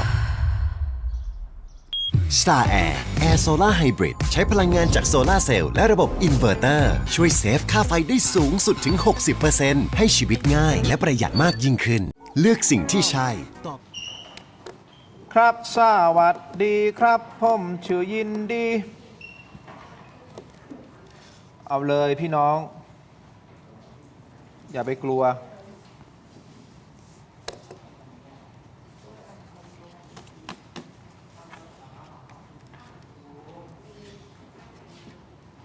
โอเคครับพี่น้องเข้ามาที่ออนไลน์ช่วงนี้นะฮะอยู่กับคุณศักดานพสิทธิ์นะฮะนักวิเคราะห์การเมืองนะครับและมีลูกสาวที่เป็นสสของพรรคเดี๋ยวรอพรุ่งนี้ประชาชน ซึ่งก็มีการตั้งคำถามซึ่งอันนี้ตรงๆพี่ศักดาก็ไม่ได้เอ็นเอียงอะไรข้างไหนยังไงนะเพราะว่าผมถามว่าเฮ้ยพี่ทำไมดูเหมือนพรรคประชาชนเงียบๆจังเลยซึ่งก็มีบางมุมก็มันก็สะท้อนจริงๆนะว่าสถานการณ์ก็ต้องยอมรับเดี๋ยวเรามาขยายเพิ่มเติมในช่วงของออนไลน์อันดับแรกก็อาจจะเป็นไปได้ที่ว่าประสบการณ์หรือฝีมือการอยู่งานภาคสนามเนี่ยยังไม่เพียงพอก็เลยยังไม่อยากปรากฏตัวในชั่วโมงนี้ก็โอเคส่วนที่สองเนี่ยในสภาวะจิตใจที่ยังว้าวุ่นว่าตัวเองเนี่ยจะต้องถูกดำเนินการถูกตัดสิทธิสมาธิผมยังมีความเชื่อก็เสียไปบ้างเดี๋ยวเราขยายความเพิ่มเติมคุณผู้ชมที่ชมรายการอยู่ตอนนี้ผมขออนุญาตประมาณสัก 2-3 นาทีในการจัดร้านของผมนะฮะคุณผู้ชมครับของสปอนเซอร์คุณผู้ชมชมรายการอยู่ก็ช่วยกันโหวตกันเข้ามาเราถามว่าคุณพึงพอใจกับโฆษกสบคคนปัจจุบันหรือไม่พึงพอใจไม่พึงพอใจหรือเฉยๆนะฮะก็ช่วยกันโหวตเข้ามาตอนนี้ใน YouTube นะฮะคุณผู้ชมครับยังมีประเด็นอะไรนะคุณโบคุณที่ชมรายการอยู่สามารถคุณทินขออนุญาตนิดนึงว่าอะไรฮะเดี๋ยวมันจะไปตั้งเป้าไปที่โฆษกแต่ผมคิดว่าการตั้งโฆษกขึ้นมาเป็นการแก้สถานการณ์ตรงจุดหรือไม่ตรงอย่างเงี้ยก็เลยถามว่าพึงพอใจหรือเปล่าไงว่าคือประเด็นคือการแก้ปัญหาเนี่ยคือจริงๆแล้วเรื่องโฆษกนี่ยิบย่อยมากยิบย่อยแล้วก็แทบจะเอาตรงๆแทบจะไม่มีความหมายในการลุกขึ้นมาโฆษกไม่ต้องตั้งเปลี่ยนตัวผอ.ตรงว่ะใช่แล้วแทนที่จะเปลี่ยนตัวผอ.นายกดันบอกว่าผมไม่แตะต้องทำไมจะต้องไปคุณพิพัฒน์อยู่ต่อผมเบรกคุณพิพัฒน์ไม่ให้ลาออกเองอย่างนี้ไม่เข้าใจ อย่างนี้คุณผู้ชมสมัครมาเป็นเมมเบอร์เราด้วยนะฮะเรามีเมมเบอร์หลายเทียร์นะฮะมีสติกเกอร์เรามีสติกเกอร์หลากหลายสติกเกอร์นะฮะนี่ของทางแอดมินของเราก็กดเป็นตัวอย่างในสติกเกอร์แบบนี้ถ้าคุณมาเป็นเมมเบอร์ของเรานะครับมีหลายเทียร์นะฮะเอาพร้อมยังเพราะเดี๋ยวดรมาริกามีภารกิจเร่งด่วนพร้อมแล้วนะครับนับมา5 4 3 2กลับกันมานะครับคุณผู้ชมถกไม่เถียงในช่วงของออนไลน์นะฮะคุณผู้ชมครับยังอยู่กับดรมาริกาบุญมีตระกูลมหาสุขนะครับนักวิเคราะห์การเมืองอิสระและเป็นอินฟลูเอนเซอร์นะฮะแล้วก็เป็นว่าที่ผู้สมัครสสกทมใช่หรือไม่ยังเดินหน้าจะสมัครเดินหน้าอยู่ค่ะเดินหน้านะโอเคมีอะไรเป็นหน้าเรื่องสงสัยนะคะมันแปลกประหลาดมากมีแต่คนถามฉันนะเอาจริงใช่ไหมขนาดนายกเจอฉันนะเธอเอาจริงใช่ไหมทุกอย่างมันเปลี่ยนแปลงได้ก็ไม่รู้ว่าตกลงถึงวันแล้วเดี๋ยวใกล้ๆแล้วจะแบบเปลี่ยนใจหรือเปล่ามีอะไรทำให้คุณธรรมนัสพรหมเผ่าวันนั้นที่เราลงรายการไปแล้วแกโทรมาเธอเอาจริงใช่ไหมฉันบอกว่าอะไรท่านธรรมนัสโทรหาใช่ก็บอกเอาจริงใช่ไหมนะนั่นไงเขาอาจจะอยากจะสนับสนุนก็ได้นะไม่ทุกคนก็ไม่ค่อยยุ่งกับฉันอยู่แล้วแต่ว่าเขาคงสงสัยว่าเฮ้ยเอาจริงเหรอวะอะไรเดี๋ยวก่อนไปเจอนายกตอนไหนเจอนายกตอนที่ไปแนวหน้าไงเขาไปเปิดงานแนวหน้า47 ปีนายกอนุทินนะอนุทินชาญแล้วบอกถามเลยถามว่าดรมาริกาจะลงผู้ว่าจริงเหรอเอาจริงเหรอเธอเอาจริงเหรอเอาจริงเหรอเอาจริงเหรอแล้วถามตั้ง3 รอบแล้วประธานสภาด้วยนะประธานบอกพอเจอมาริกาตอนแรกฉันคิดว่าแกนึกว่าฉันเป็นเจ้าของแนวหน้าหรือเปล่าก็ไม่รู้นะแกบอกมันถ่ายรูปกันหน่อยใช่ทบสลาม8 โมงเธอรู้ไหมฉันต้องแหกขี้ตาไป8 โมงอ่ะเพราะว่าโสพลสลามมา8 โมงอ่ะฉันเป็นพิธีกร1ในช่องไงตอนนั้นอ่ะเดี๋ยวก่อนถ้าเป็นผู้ว่าแล้วนะ8 โมงนี่สายแล้วนะต้องตื่นเร็วกว่านั้นเป็นผู้ว่านะต้องออกมาวิ่งตอนตี 5 ตี 4ฉันยังไม่นอนเลยปกติฉันออกไปได้เลยจ้าโอเคไม่ได้อีกท่านหนึ่งนะอยู่ในการเรานักวิเคราะห์การเมืองแล้วก็เป็นอดีตนักการเมืองยังเป็นนักการเมืองอยู่หรือเปล่าไม่เป็นแล้วเนาะคุณศักดานพสิทธิ์แต่มีลูกเป็นนักการเมืองมีลูกเป็นนักการเมืองวันนี้พี่ศักดานะปกตินะถ้าเขานะจะแบบค่อนข้างเยอะมากวันนี้นะหลุดท่ามากเลยหัวเราะตลอดตั้งแต่ตอนไลฟ์แล้วอะวันนี้คาแรคเตอร์หลุดนะปกติจะนิ่งๆนะปกติจะนิ่งๆนะคุณผู้ชมโหวตกันเข้ามาหน่อยคุณพึงพอใจกับโฆษกสบกคนปัจจุบันหรือไม่คือไม่ได้มีเดี๋ยวก่อนนะเดี๋ยวคุณโบนัฐาจะหาว่าเราไปโจมตีเธอเอาเป็นว่าตำแหน่งของโฆษกสบกที่เข้ามาในการทำหน้าที่ตรงเนี้ยถูกจังหวะไหมถูกจังหวะถูกแก้ไขปัญหาได้ไหมการวิธีการแก้ไขปัญหามันถูกต้องไหมว่าการเอาโฆษกเข้ามาการแก้โดยเอาคนเข้ามาเพิ่ม1 คนเพื่อมาช่วยพูดเนี่ยมันเป็นปัญหาที่คนหรือว่าเป็นปัญหาสถานการณ์โอเคมาพูดคุยกันต่อเอาเป็นว่าเมื่อสักครู่นี้เราชัดเจนนะว่าการตกลงเนี่ยรัฐบาลคือกลุ่มพลังงานหรือว่าประชาชนกันต้องใช้คำว่างี้มันเป็นข้อสงสัยแล้วทำไมคนถึงต้องไปบอยคอรตPT คุณพิพัฒน์เห็นไหมความรู้สึกเนี่ยมันสะท้อนไปถึงตรงนั้นนะในขณะคุณพิพัฒน์เขาก็พยายามทุ่มเทแล้วทำไมนายกต้องคุณพิพัฒน์แล้วทำไมต้องปล่อยลอยตัวไม่ตึงราคาน้ำมันแล้วทำไมต้องมาให้น้ำมันประกาศตอน4 ทุ่ม5 ทุ่มไม่ให้คนได้ตั้งเนื้อตั้งตัวก่อนเข้าบ้านสามารถสมมุติว่าเป็นรถโดยสารรถมอเตอร์ไซค์หรือคนที่สามารถเอาแกลลอนไปสามารถจะไปซื้อไปบรรจุได้อะไรเงี้ยไม่ให้เขามีเวลาแล้วไปประกาศมัน4 ทุ่มเขาทำอะไรไม่ได้เลยเขารอการกำหนดสถานการณ์อย่างนี้มันจะเป็นบริหารจัดการวิกฤตที่ดีได้คือถ้าคุณผู้ชมได้เป็นแฟนคลับของพี่ตุ้มหนุ่มเมืองจันทร์ใช่ไหมพี่ตุ้มสรกลเนี่ยนะฮะก็จะเห็นในรายการ The Power Game พี่ตุ้มเขาก็เล่า side story ไว้น่าสนใจนะครับคุณผู้ชมเอาแบบสั้นๆประมาณนี้สรุปให้ฟังนะท่านบอกว่าปั๊ม PT เติบโตมาจากการใช้ถนนสายรองเพราะรู้ว่าสู้ปตท.ในถนนสายหลักไม่ได้ซึ่ง PT ไม่มีโรงกลั่นของตัวเองแต่ใช้กลยุทธ์ความเร็วโดยตั้งคลังน้ำมันในรัศมีไม่เกิน200 กิโลเมตรจากปั๊มและมีรถบรรทุกน้ำมันของตัวเองเพื่อวิ่งส่งน้ำมันให้เร็วที่สุดด้วยความที่คุณพิพัฒน์และน้องชายโตมากับการสู้รบในวงการค้าน้ำมันแบบเส้นเลือดฝอยทำให้มีความเข้าใจและเห็นใจกลไกของพ่อค้าน้ำมันเวลาให้สัมภาษณ์คุณพิพัฒน์จึงใช้ไม้บรรทัดของนักธุรกิจมองปัญหาแทนที่จะใช้ไม้บรรทัดของรัฐมนตรีที่ต้องปกป้องผู้บริโภคประชาชนจึงรู้สึกว่าท่านไม่ยืนอยู่ข้างประชาชนสรุปง่ายๆครับคือคุณพิพัฒน์เขาถูกวิพากษ์วิจารณ์หนักนะฮะว่าท่านไปยึดถือกติกาของธุรกิจเอกชนมากเกินไปหรือว่ามา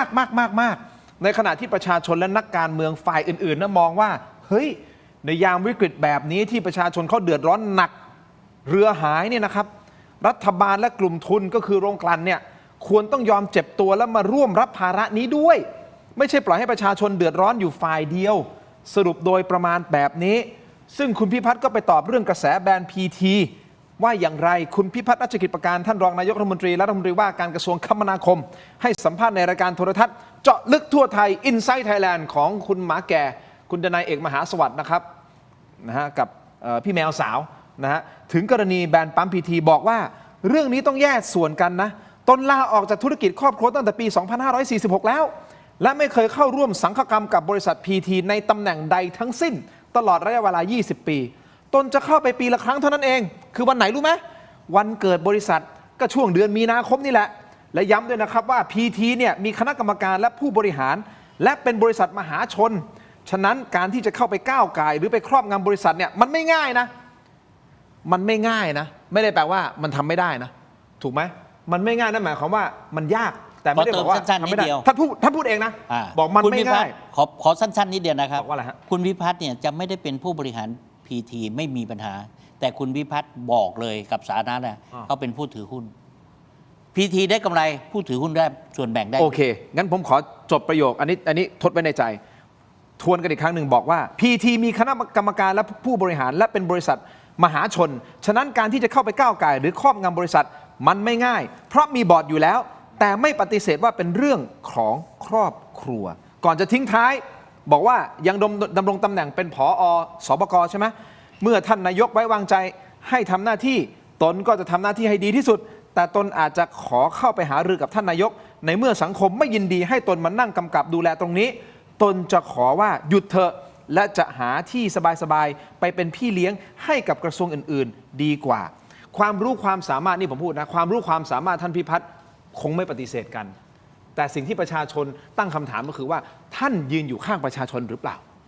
ท่านนั้นเองท่านใช้ความรู้ความสามารถของท่านเพื่อยืนอยู่ข้างประชาชนหรือเปล่านี่ผมสะท้อนจากประชาชนที่เป็นกระแสอยู่ตอนนี้ให้กับท่านพิพัฒน์ไม่ได้เกี่ยวกับว่าท่านมีความสามารถหรือไม่มีความสามารถเชื่อว่าท่านมีความสามารถและประสบการณ์แต่เขาตั้งคำถามว่าไล่ความสามารถของท่านเนี่ยถูกใช้มาดูแลผลประโยชน์ของประชาชนและประเทศชาติหรือเปล่าใช่ค่ะครับข้อนั้นนะข้อที่คุณทินถามเนี่ยก็ยังไม่ชัดเจนนะแต่ผมมองว่าที่ชัดเจนหมายถึงว่าการที่ท่านมาอยู่ตรงนี้เนี่ยการรับรู้ข้อมูลว่าน้ำมันจะถูกลอยตัวจะไม่ตึงแล้วน้ำมันและไม่ตึงแล้วเนี่ยนะมันเป็นผลประโยชน์ต่อภาคเอกชนโดยเฉพาะโรงกลั่นน้ำมันที่มีอยู่เนี่ยแล้ววันนี้เนี่ยข้อเท็จจริงเนี่ยน้ำมันเนี่ยที่เป็นภาคเอกชนโรงกลั่น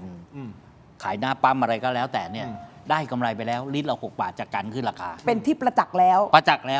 ถือว่าความผิดสำเร็จแล้วถ้าคุณพิพัฒน์มีความบริสุทธิ์ใจไม่ได้ส่วนเสียเลยนะผมก็บอกว่านายกผิดเพราะไปตั้งคนนี้เป็น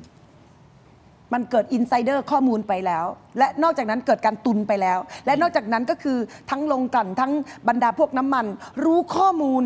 จะด้วยวิธีการรู้แบบใดก็ตามแต่จึงเกิดการตุนและกักตุนไปแล้วและไม่ว่าจะเป็นปั๊มใดก็ตามและทำให้ประชาชนเห็นชัดว่าช่วงที่ถือกระมังสังกะสีอะไรต่างไปขอไปแหนไปเอาน้ำมันแล้วน้ำมันบอกว่าหมดนั่นน่ะคำถามก็คือยังไม่มีใครไปตรวจเลยว่าหมดจริงหรือไม่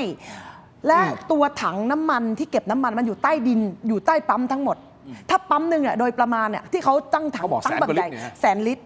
150,000 ลิตร150,000 ลิตรเนี่ยถ้าเกิดสมมตินะบางปั๊มเนี่ยมี2,000 กว่าปั๊มคูณ150,000 ลิตรเป็นเงินเท่าไหร่แล้วคูณ6 บาทที่ขึ้นมาทันทีนั่นน่ะ 2,500 ล้านบาทนี่คือแค่ปั๊มเดียวแล้วถ้าเกิดปั๊มอื่นอีกในประวัติศาสตร์ก็ไม่เคยขึ้นกันทีนึงเนี่ยทีเดียว6 บาทนะ50 ตังค์30 ตังค์บาทหนึ่งก็สูงแล้วนะ80 ตังค์ใช่ขึ้นพูดเดียวทั้งที่นายกก็พูดวันเว้นวันบอกว่าน้ำมันเหลืออีก3 เดือนอธิบดีก็บอกผู้ธุรกิจพลังงานก็น้ำมันเหลือ3 เดือนรัฐมนตรีพลังงานก็บอก3 เดือน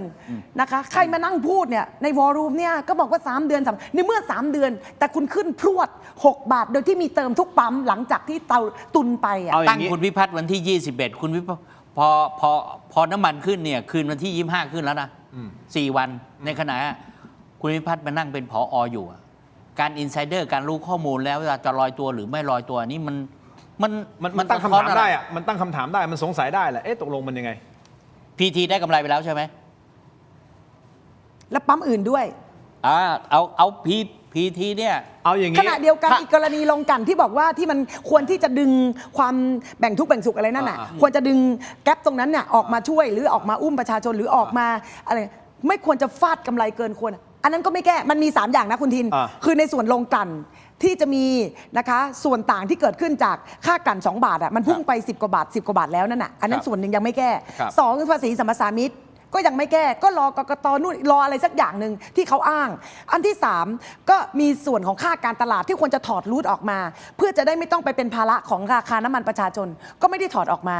ค่าขนส่งที่มันเป็นรูทที่จะต้องถอดออกจากกรณีที่ไปอ้างอิงราคาน้ำมันสิงคโปร์นั่น ศู น่ะ นย์สกบเนี่ย เพราะฉะนั้นเนี่ยก็ต้องถอดรูทออกมาในภาวะวิกฤตก็ไม่ได้ถอดออกมา ในศูนย์เนี้ยมีหน้าที่หลายข้อหนึ่งในนั้นเนี่ยที่สำคัญที่สุดเนี่ยต้องไปดูที่มีการกักตุนไหมน้ำมันจะขาดแคลนไหม อันนั้นคือยังเป็นคำถามที่ค้างคาใจเลย ใช่ แล้วคุณไม่ได้ไปตรวจ ไม่ สอบ ตั้ง เลย ที อะ ม เอาอย่างนี้ ไม่ตั้งทีมเลยแล้วอยู่ ไม่ตั้งที ดี ม ๆ เล ขึ้น ย พรวดเลยอะ ผมขอสรุปอย่างนี้ได้ไหมทั้ง2ท่านบอกให้ตกลงแก้ปัญหาตรงจุดหรือเปล่าโฆษก ได้แก้ไหมก่อน เอาได้แก้หรือเปล่า อาจจะไม่ตรงจุดงั้นเปลี่ยนผอเลยไหมล่าสุดเอาอย่างนี้นะครับคุณผู้ชมครับ ตั้งคุณเอกนิติเป็นประธานคตรกำหนดราคาน้ำมันพร้อมตั้งรัฐมนตรีว่าการกระทรวงพาณิชย์ แล้วก็กระทรวงพลังงานเป็นคณะกรรมการร่วมมีผลตั้งแต่31 มีนาคมมีผลตั้งแต่เมื่อวานนี้ใช่ไหมคุณโบข้อมูลนี้ถูกต้องใช่ไหมราชกิจจานุเบกษาเผยแพร่คำสั่งนายกรัฐมนตรีแต่งตั้งคุณเอกนิติธันประภาสเป็นประธานคณะกรรมการศึกษาความเหมาะสมในการกำหนดต้นทุนราคาน้ำมันเชื้อเพลิง หรือว่าคตร.เอานะคุณผู้ชมฟังนะมันมีคำย่อใหม่แล้วนะมีสบกตอนนี้มีคตร.โดยมีคุณเอกนัทพร้อมพันธ์รัฐมนตรีว่าการกระทรวงพลังงานและคุณสุปจีสุธรรมพันธ์รัฐมนตรีว่าการกระทรวงพาณิชย์เป็นกรรมการรวมถึงให้คุณอัตพลเลิกพิบูลอดีตรัฐมนตรีว่าการกระทรวงพลังงานเป็นหนึ่งในคณะกรรมการนะครับคตร.จะมีหน้าที่อะไรคตร.จะมีหน้าที่กำหนดราคาสำหรับราคาขายส่งหน้าโรงกลั่นและราคาที่ขายให้กับผู้ค้าน้ำมันมาตรา 7 มาตรา 10 และมาตรา 11 โดยเสนอให้คณะรัฐมนตรีพิจารณาพร้อมทั้งมีอำนาจเข้าไปในสถานที่หรือสั่งให้บุคคลให้ข้อเท็จจริงหรือส่งเอกสารเพื่อประกอบการพิจารณาลงนามวันที่31 มีนาคม 2569 นายกรัฐมนตรีแต่งตั้งแล้วนะฮะนั่นหมายความว่าพี่น้องเราจะได้ความจริงจากนี้แล้วใช่หรือไม่ท่านเอกนิติ เป็นรัฐมนตรีคลังและเป็นรองนายกรัฐมนตรีเป็นประธานอัน ถู นี้ กฮะถูกฮะ ซึ่งจริงๆก็ควรจะตั้งแต่ต้น นั่นไง ตั้งแต่วันที่ 28 กุมภาพันธ์ มีคนถามหาถึงท่านเยอะ ทำ มาก ไมไม่ทำแล้วเอกนิตินั่นแหละเป็นรัฐมนตรีคลังและรัฐมนตรีคลังและกระทรวงคลังเป็นผู้ถือหุ้นใหญ่ของปตท.แต่มาแล้วมาช้าดีกว่าไม่ ไม่ มา มา โอเคแล้วก็คุณสุปจีที่มี ค่ะ คนถามมาซุปเปอร์จีหายไปไหนซุปเปอร์จีหายไปไหน ไป มาแล้ว เออ มาแล้วนะครับ เปลี่ยน อีกท่านหนึ่ง แล้ว อีกท่านหนึ่งนะฮะท่านเอกนัทพร้อมพันธ์นะฮะตอนที่ท่านเป็นรัฐมนตรีอุตสาหกรรมเนี่ยท่านก็ลุยแหลกเรื่องชีเคอร์เหวียนที่ตึกสตงถล่มนะฮะเคยมาในรายการให้เกียรติมารายการ เราก็หวังว่าในครั้งนี้ท่านจะให้เกียรติเราอีกครั้งหนึ่ง อ่ะ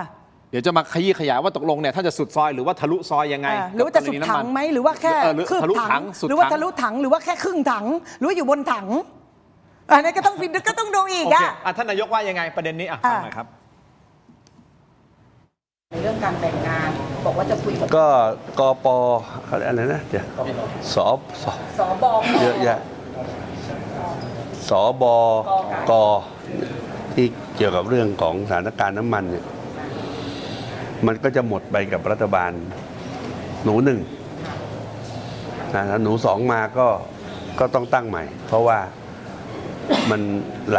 หลายคนที่อยู่ในตำแหน่งนั้นก็มีการสับเปลี่ยนไปก็เดี๋ยวจะตั้งขึ้นมาใหม่ก็คิดว่าจะให้ท่านเอกนิติเป็นประธาน เพื่อที่จะให้เกิดความสบายใจกับพี่น้องประชาชน แล้วก็ความสบายใจกับท่านพิพัฒน์ด้วยนะครับ โอเคเอาเป็นว่าคตร.นี่คือคำย่อใหม่นะครับที่มีท่านเอกนิติเป็นประธานนะฮะแล้วก็มีท่านเอกนัทกับท่านสุปจีเป็นกรรมการอย่างนี้ด้วยนะครับเอาเป็นว่าโอเคไหมพี่เดี๋ยวให้คุณศักดาก่อน สถานการณ์แรก สถานการณ์ตอนนี้โอเคไหม ถ้าจะตั้งแบบนี้เนี่ยต้องดูว่าสถานการณ์มันเปลี่ยนไปแล้วสบ ค ก ต ยัง ร มี เนี่ย ค ตรเนี่ย คตร โดยหลักของมันเนี่ยคงน่าจะเป็นเรื่องของการกำหนดราคาให้มันเหมาะสมเท่านั้นเองนะ แต่ตอนนั้นที่ตั้งสกบเนี่ยเพื่อดูว่ามันมีการกักตุนไหมเราจะบริหารน้ำมันที่มีอยู่เนี่ยเพื่อรองรับการลบที่มันจะยืดเยื้อยาวนานได้เพียงพอไหมมันคนละเรื่องกันนะ แต่ปรากฏว่าคณะกรรมการชุดนั้นเขาบอกว่าที่เป็นอนุทินหนุนไปแล้วผมไม่รู้ว่าไปพร้อมเงินด้วยว่านะคือมันไปแล้วไงก็เลยมาเปลี่ยน ตอนนี้มันจะมีผลอะไรกับการมากำหนดราคา คนเนี่ยคุณกลับมาอุ้มราคาน้ำมันดิเพราะน้ำมันดิบยังคงมีอยู่ไม่ใช่มาแสวงหาราคาน้ำมัน แปลว่า โดยที่ไม่พยุง ไอ้คตรมาเนี่ยมาเมื่อช้าและสาย เขาไปแล้ว โดยที่ภารกิจมันจบแล้วครับนาย แล้วก็สบกเนี่ยถ้าเกิดยังไม่ยุบก็แปลว่าทับซ้อนกันอีกครับนายคตรกับสบกเนี่ยตอนนี้ไม่รู้ใครจะขี่ใครครับนาย และนอกจากนั้นแล้วเนี่ยแปลว่าอิสบกทำเละตุ้มเป๊ะไปหมดแล้วครับนายจากนั้นพอคตรมาปุ๊บคตรไปกำหนดราคาน้ำมันกำหนดเมื่อประชาชนขอโทษนะคะเรือหายไปหมดแล้ว เอาพงตั้งโฆษกไม่ใช่เหรอแล้วไปแล้วก็นี่ไง แล้ แล้ว วเพิ่งตั้งโฆษกแสดงว่าตอนนี้นายกยังพูดไม่ชัด ถ้าเป็นแบบนี้ก็เท่ากับซ้อนนะคะอำนาจซ้อน แต่หรือว่าถ้าเกิดคตรมีอำนาจในการไปกำหนดราคากำหนดเมื่อไหร่สมมติกำหนดวันพรุ่งนี้คำถามคือแล้วอีกคันน้ำมันที่มันเสียหายไปแล้ว ไปแล้วล่ะ ใครรับผิดชอบใครติดคุก6 บาท 7 บาทไปแล้วเนี่ยมันไปแล้วนี่นะคือคตรย่อมาจากคณะกรรมการศึกษาความเหมาะสมในการกำหนดต้นทุนราคาน้ำมันนี่ยังไม่ศึกษากันอีกเหรอเนี่ยทำไมจะต้องศึกษานี่มันยังไม่ได้คิดศึกษากันยังจะไม่นั่งศึกษาอีกหรือไงเฮ้ยเอายาดมเอาพี่ทินยาดมเอาน้ำพี่ทินน้ำก่อนใจเย็นโอเคเอาไม่เป็นไรไหนๆก็มาแล้วยังไงก็มาแล้วมันก็มาช้าดีกว่าไม่มาคุณผู้ชมครับแต่ท่านเอกนิติธรรมประภาสซึ่งก็เคยมานั่งอยู่ในการถกไม่เถียงเช่นเดียวกันเราหวังว่าท่านก็จะให้เกียรติรายการของเราอีกครั้งหนึ่งหลังจากที่ท่านเป็นประธานคตรแล้วนะครับคุณผู้ชมท่านบอกงี้ฮะท่านบอกว่าวิกฤตครั้งนี้เป็นการเปลี่ยนครั้งใหญ่และอาจจะหนักกว่าโควิด -19 อีกด้วยนะฮะฟังเสียงท่านหน่อยครับเหมือนโควิดครั้งที่แล้วเราก็คิดว่าเราจะไม่รอดแต่เราก็สามารถ work from home เกิดการ transform ครั้งใหญ่มีใช้ทั้ง Zoom วันนั้นยัง Zoom เนี่ยโตเร็วมาก Microsoft Teams ก็เติบโตเร็วมากสิ่งต่างๆเหล่านี้ทำให้เรา work from home กันง่ายขึ้นสถานการณ์โควิดมันบีบให้เราต้องเปลี่ยนแต่ครั้งนี้เนี่ยผมเชื่อวิกฤตครั้งนี้ผมเรียกว่าวิกฤตเลยเพราะมันเป็นการเปลี่ยนครั้งใหญ่อาจจะหนักกว่าโควิดมันคือวิกฤตพลังงานที่เราเคยใช้รถใช้น้ำมันกันมาในอดีตโครงสร้างมันเปลี่ยนไปสิ่งแรกที่เราต้องก่อนที่จะไปหา winning strategy เนี่ยเราต้องยอมรับความจริงก่อนว่าโลกมันเปลี่ยนไปเราเคยอยู่ในโลกที่เราใช้น้ำมันกันมานานวันนี้วิกฤตสงครามเรายังไม่รู้จะเป็นยังไงแต่สิ่งที่เราเห็นเราต้องปรับตัวไปตลอดเหมือนโควิดเราไม่รู้จะจบเมื่อไหร่แต่เราก็ต้องปรับตัวไประหว่างที่เรากำลังต่อสู้กับโรคร้ายวันนี้เรากำลังต่อสู้กับเรื่องสงครามที่ไม่รู้จะจบเมื่อไหร่ถ้าย้อนกลับไปช่วงโควิด -19 คุณผู้ชมผมเชื่อว่าคุณผู้ชมยังคงจำภาพนั้นได้นะตาตึงอยู่ในใจเหมือนกันนะมันหนักมากนะช่วงนั้นจำกันได้ไหมที่เราอยู่กันในบ้านมีผมไม่ได้โกนหนวดยาวเฟิร์มเลยคือแบบไม่ได้ไปไหนอยู่ในบ้านกับอันนั้นเนี่ยจะเป็นมันหนักมากนะโรคระบาดแล้ววันนี้มันหนักกว่าอีกแล้วเขาบอกว่าจะหนักกว่าโรคระบาดโดยที่เราไม่รู้ตัวแล้วก็การรับมือเนี่ยตอนนั้นรัฐบาลโดยนายกประยุทธ์ตอนนั้นรับมือโดยการเอาหมอมานำทีมเอาหมอมานำรัฐมนตรีตอนนั้นนักการเมืองอยู่เฉยๆหมดเลยนะรัฐมนตรีไม่ได้ใช้อำนาจกันเลยนะตอนนั้นเอาหมอมาเป็นวอร์รูมของรัฐบาลกลางแล้วก็นายกรัฐมนตรีใช้อำนาจโดยผ่านว่าคณะแพทย์คณะหมอซึ่งจะต้องเป็นคนกำหนดเรื่องเกี่ยวกับโรคระบาดพวกนี้ให้นะคะใช้วิธียังไงใน New Normal 1 2 3 4แล้วก็เดินไปตามร่องนั้นมันจึงควบคุมโรคได้เร็วแล้วก็แต่ก็หนักมากเพราะว่ามันก็โอลหม่านนะคะแล้วก็สถานการณ์โลกแล้วก็ขณะเดียวกันต่างประเทศไม่ว่าเป็นฝรั่งเศสอเมริกาชื่นชมประเทศไทยหมดว่าควบคุมโรคได้เร็วมากแล้วก็ฟื้นเศรษฐกิจได้เร็วส่วนรัฐมนตรีเนี่ยใครที่มีหน้าที่ในการทำที่ไม่เกี่ยวกับโรคก็ให้เป็นฟันเฟืองขับเคลื่อนเรื่องการส่งออกการจัดการเรื่องการท่องเที่ยวการจัดการอะไรถึงแม้มันจะเดี้ยงช่วงนั้นนะคะก็ทำเพราะฉะนั้นเนี่ยหรือว่าการทำให้ประชาชนเนี่ยสงบหรือว่าเขาเรียกว่าให้ประชาชนเนี่ยผ่อนคลายนะคะเพราะฉะนั้นรัฐมนตรีจะมีหน้าที่เท่านั้นหรือว่าไปปลอบใจประชาชนหรือเข้าออกพื้นที่รัฐมนตรีตอนนั้นจำได้ว่าลงพื้นที่กันหมดเลยเพื่อที่จะไปแบบให้ประชาชนต่างจังหวัดน่ะอย่าแพนิคแล้วให้ประชาชนกรุงเทพหรือเมืองใหญ่ๆเนี่ยอยู่บ้านอะไรเงี้ยคือเราทำกันหนักมากตอนนั้นนี่คือ19โควิด -19 แต่ตัดภาพมาวันนี้มันหนักกว่าเขาบอกจะหนักกว่านี้เขาบอกว่าหนักกว่ามันหนักกว่าของเขาคือเรื่องของต้นทุนการผลิต ซัพพลายเชนต่างๆ และเรื่องของตอนเนี้ยอิหร่านนะตอนนี้ไม่แทบจะไม่เหลือซัพพลายเชนนะแล้วก็มาเรื่องปุ๋ยเนี่ยจะไปกระทบปุ๋ยเราเอามาจากแถบตะวันออกกลางทั้งนั้นเลยนะถ้าออกมาจากทะเลแดงไม่ได้ออกมาจากช่องแคบฮอร์มุซไม่ได้ ไม่ว่าจะเป็นน้ำมันต่อไปเป็นปุ๋ยเนี่ยสูตร3ตัวเนี่ยที่เราใช้กันเนี่ยใส่พืชเศรษฐกิจเราหมดเลยนะไม่ว่าจะเป็นข้าวมันสำปะหลังข้าวโพดปาล์มน้ำมันแล้วก็ต้นยางเราใช้ปุ๋ยสูตรที่เอามาจากแถบนี้หมดเลยนะดังนั้นปุ๋ยและกำนี้จะลงฤดูไถหวานแล้ววันนี้ก็ต้องมาดูแลเรื่องหลังจากราคาน้ำมันปุ๊บมาเจอราคาปุ๋ยและเกษตรกรประเทศนี้เนี่ยเกินกว่าครึ่งของประชากรประเทศและนี่คือหนักมากอันที่1อันที่2ประชาชนโดยธรรมดาทั่วไปซึ่งจะเจอภาวะที่ของมันแพงขึ้นเท่าตัวไม่ใช่แค่น้ำมันแต่หลังจากนี้คือข้าวของราคากินของใช้ของกิน ทุกอ ต้อย่าง แพง ขึ้นหมด ขึ้น ทุกอย่างขึ้นหมด ถึงแม้บางคนจะมีบางบริษัทธรรมาภิบาลมากเขาประกาศอย่างเช่นพวกแบบเขาประกาศว่าทั้งปีนี้เขาจะไม่ขึ้นราคาเลยนะดีมากเลยอ่ะคือเขาเรียกว่าตรึงไว้ก่อนตรึงกำไรตัวเองไม่ฟาดขึ้นอย่างเงี้ยดีมากเลยอย่างเช่นก็คือขาดทุนกำไรใช่ค่ะเอาแบบบางๆพอให้พออยู่ได้ บริษัทดร.บริการก็เหมือนกันตรึงนอกจากตรึงจนสุดสายป่านแล้วเรายังทำโปรโมชั่นด้วยคือไม่เพิ่มแล้วก็จะมีพวกบรรดาพวกสมุนไพรทั้งหลายที่มันเป็นยาสมุนไพรพื้นบ้านเขาตรึงกันทีนี้ไอคนที่มันไม่ตรึงเลยแล้วฟาดกำไรนอกจากไอพวกบริษัทปั๊มและพวกน้ำมันแล้วมันยังมีพวกอุปโภคบริโภคซึ่งเป็นสินค้าจำเป็นตอนนี้จ่ออยู่ที่กระทรวงพาณิชย์เพื่อประชุมแล้วว่าจะต้องเพิ่มขึ้นเขาเมื่อไหร่ก็ไม่เป็นไรเดี๋ยวคตรไงคตรจะมาทำเพราะคุณศักดามองยังไงเสริมนิดเดียวกรณีว่ามันหนักกว่าโควิดอีกนะผมบอกว่าคนละเรื่องโอเคเรื่องของโควิดเนี่ยเป็นเรื่องของโรคระบาดครับซึ่งมนุษย์ไม่ได้ทำขึ้นครับและไม่มีเรื่องของกำไรขาดทุนครับเป็นเรื่องป้องกันโรคระบาดครับแก้ไขเรื่องโรคระบาดภาวะผู้นำต้องมีวิสัยทัศน์นะส่วนเรื่องของราคาน้ำมันเนี่ยมันเป็นเรื่องสถานการณ์โลกที่มีการสู้รบกันมันเป็นเรื่องการกระทำของคน และมันก็เป็นเหตุการณ์ที่มันบานปลายไปเพราะว่าวัตถุดิบมันไม่มีก็คือน้ำมันมันไม่มีและมันมีผลต่อกำไรขาดทุนอันเนี้ยสภาวะการแก้ไขปัญหาเนี่ยไม่เหมือนกัน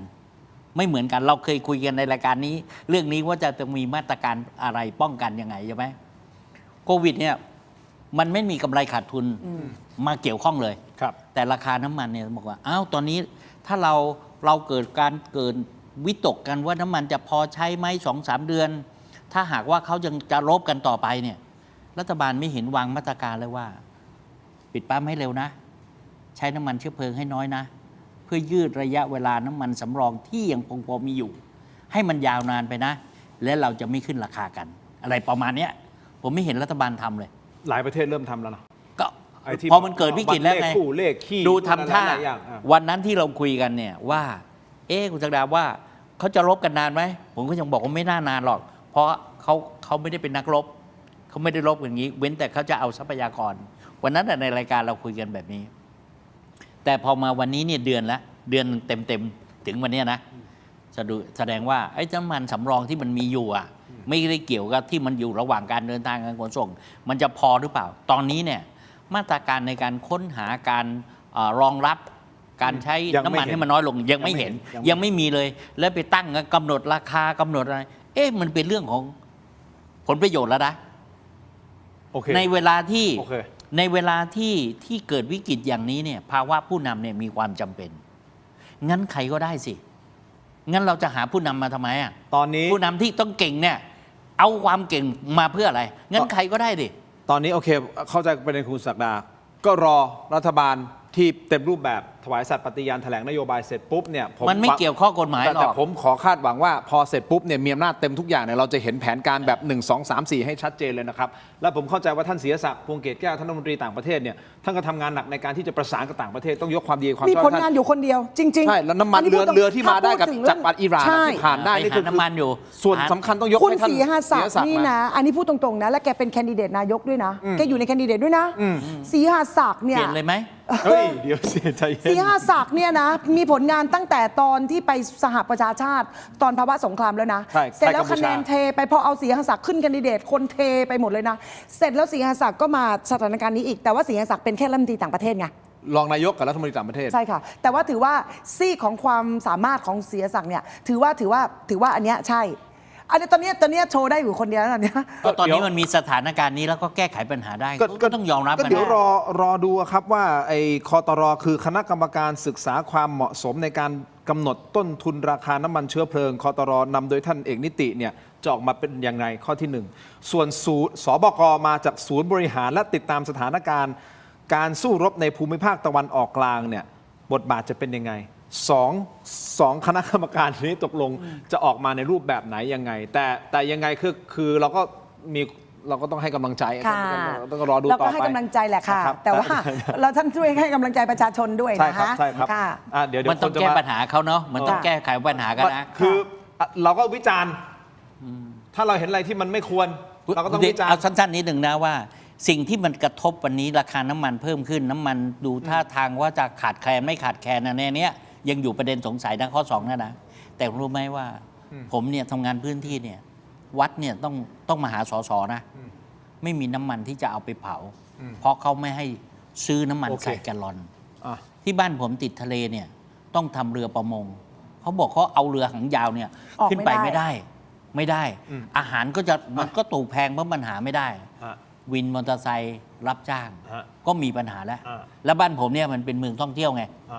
เขาต้องรับคนนั่นรถโดยสารนี่โอ้โหเพียงกับมีโชคดีอยู่นิดนึงโรงกลั่นน้ำมันอยู่ที่เมืองชนอยู่ที่ศรีราชาโรงกลั่นน้ำมันไทยออยล์อย่างนี้นะไหนๆ แล้วช่วยอะไรได้อะ เดี๋ยว ก็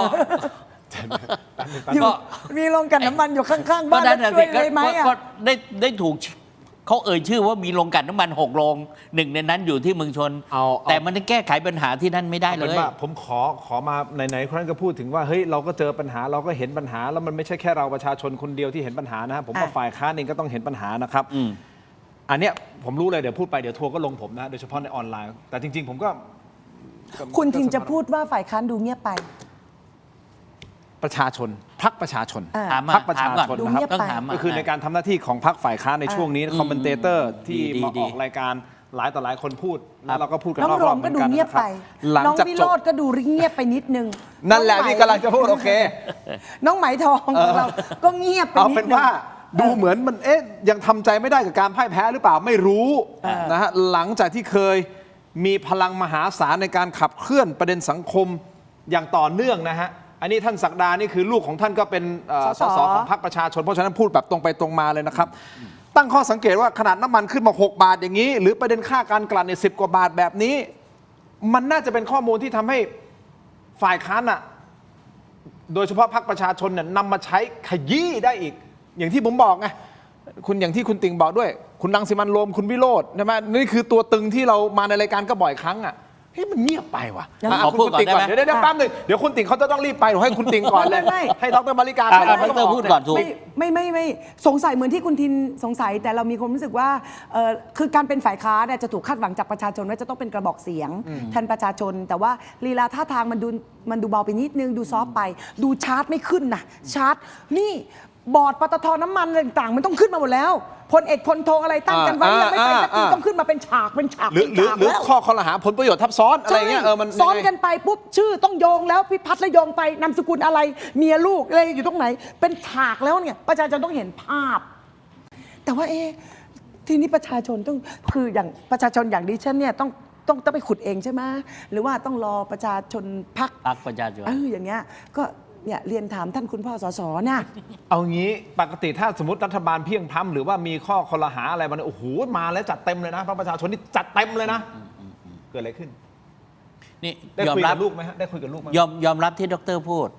ยอมรับที่คุณทินพูดผมก็ผิดความคาดหวังนะแล้วก็ไม่โอเคนะไม่เห็นด้วยกับบทบาทถ้าหากว่าสถานการณ์นี้ยังเรามาดูเป็นทองไม่รู้ร้อนไม่ได้ไปสนใจหรือสนใจแต่เรื่องของตัวเองจะถูกฟ้องหรือไม่ฟ้องอันนี้ก็บทบาทลดลงไปนะแต่ประเด็นอยู่อย่างเหมือนเขาไม่มีสมาธิอย่างเงี้ยแหละค่ะ อาจจะเป็นหนึ่งในเหตุการณ์นั้น แต่เราก็ไม่รู้ว่าเหตุผลคืออะไรหนึ่งข้อมูลไม่เพียงพอแต่ไม่ควรจะอาศัยจังหวะโอกาสนี้เพื่อมาโจมตีรัฐบาล แต่ต้องหาช่องทางที่ดีที่สุดให้กับประชาชนนะควรจะเป็นอย่างนั้นเพราะคุณเป็นพรรคฝ่ายค้านไม่ถือโอกาสพอเขาซุดแล้วคุณคุณก็ซ้ำเข้าไปอะไรเงี้ยไม่ใช่ต้องเสนอแนะ ต้องเสนอแนะในกรรมาธิการพลังงานก็ต้องเสนอ ต้องเสนอ เพราะว่าเขาอยู่ วัน ในกร นี้ รมา ต้อ ธิ ง การ มา พลั แล้ว งงาน ต้องรีบดำเนินการแล้ว ถ้าฟังรายการนี้อยู่ก็รีบไปดำเนินการซะ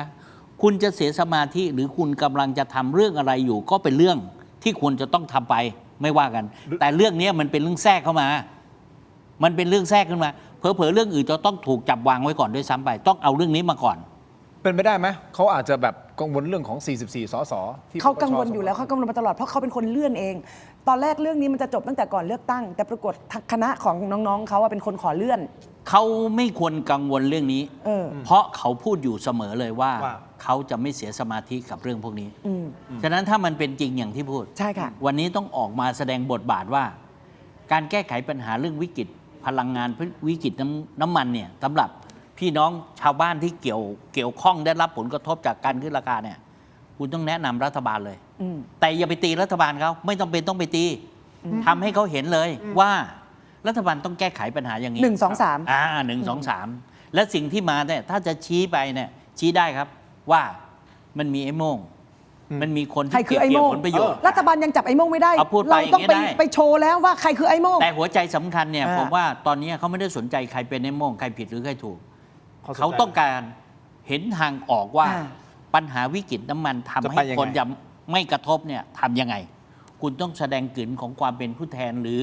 ในอนาคตคุณอยากจะเป็นฝ่ายบริหาร คุณต้องแสดงกลิ่นในวันนี้ นี่คือแนะนำในฐานะที่เป็นรุ่นพี่ทางการเมือง เป็นพ่อ ใช่ แล้วก็เป็นคุณพ่อของ ที่ผมชอบแน ลูก วทางนี้ อ่า ที่ผมชอบแนวทางนี้ อย่าไปนิ่งเฉย อย่าไปสมรู้ร่วมคิดว่าเขาอะไม่ควรพายเรือให้โจรนั่ง คุณก็อย่าเป็นฝีพายให้กับโจรแล้วกัน ครับ คุณต้องออกมาพูดเชิงสร้างสรรค์นะ โอเค ในฐานะฝ่ายการวันนี้คนเนี่ยเขาไม่ได้ต้องการที่อยากจะรู้ว่าใครผิดใครถูก ฮะ เขาวินิจฉัยเองได้ โอเคพี่ดรมาริกามีอะไรจะทิ้งท้ายเพราะดรมาริกาต้องมูฟแล้วนะครับ ค่ะขออนุญาตมีอะไรจะทิ้งท้าย ขอบพระ ทิ้ง คุณ ท้ายให้พรรคประชาชนหน่อย วันนี้เป็นประโยชน์มาก ทิ้งท้ายให้พรรคประชาชนหน่อย ขอให้ทุกคนออกมาพูดและขณะเดียวกันเดี๋ยวพี่จะเป็นกำลังใจให้ แล้วก็จะเป็นทิกตอกเกอร์ที่เอาเรื่องที่น้องพูดไปขยายค่ะขอบพระคุณค่ะเพราะว่าตอนนี้สสฝ่ายค้านในสภาก็คือน้องอ่ะใหญ่สุด แล้วก็พรรคประชาธิปัตย์มี 22 คนออกมา 2 คนตอนนี้ดังมากเลย ตอนนี้ประชาธิปัตย์โอ้โหเคลื่อนไหวแรงมากเลย กินคืบไปแล้วเนี่ยตอนนี้เพราะฉะนั้นพรรคประชาชนลุกขึ้นมาพูดจ้ะ ครับ ตอนนี้ฝ่ายค้านมีหลายพรรคนะ มีหลายพรรคมาก มีหลายพรรค แต่ว่านี่ไงความโดดเด่นไง โอเคนะ ขอบคุณมากค่ะ ขอบคุณครับ นี่คือแม ขอบ บา คุณ ซิเมอร์ มาก ซิมพลัสนะฮะ โอ้ เวย ยา ขอบ โอ คุณ สดนะครับ มากค่ะ นี่คือยาดมสมุนไพรตามมังกรทอนะ ขอบคุณมาก ฟาร์มเฮาส์รอยัลเบรดนะครับ พอดี และ ดิ ยัง ฉัน มี น่ะจะต้องรีบไปหาพี่ม้าออนภาย าท่าน้ำขาว49 บาท ค่ะกำลังมีรายการใหม่ ไป ค่ะ กับพี่ม้า ขอบพระคุณมาก กับ ใช่ ใครกับแท็กพลันยูด้วยนะครับ ใช่รายการสามแสบ โอเคครับ ไม่ใช่สามแสบนะ ขอบคุณ สาม ครับ แสบ เป็นกำลังใจอ๋อนี่มีด้วย แสบหนึ่งแสบสองแสบสาม โทษรถหนึ่ง ขอบคุณมาก รถหนึ่ง ได้ ทีม เหมาะสำหรับแม่บ้านอย่างฉัน ขอบคุณค่ะ มีไหมมีอะไรไหม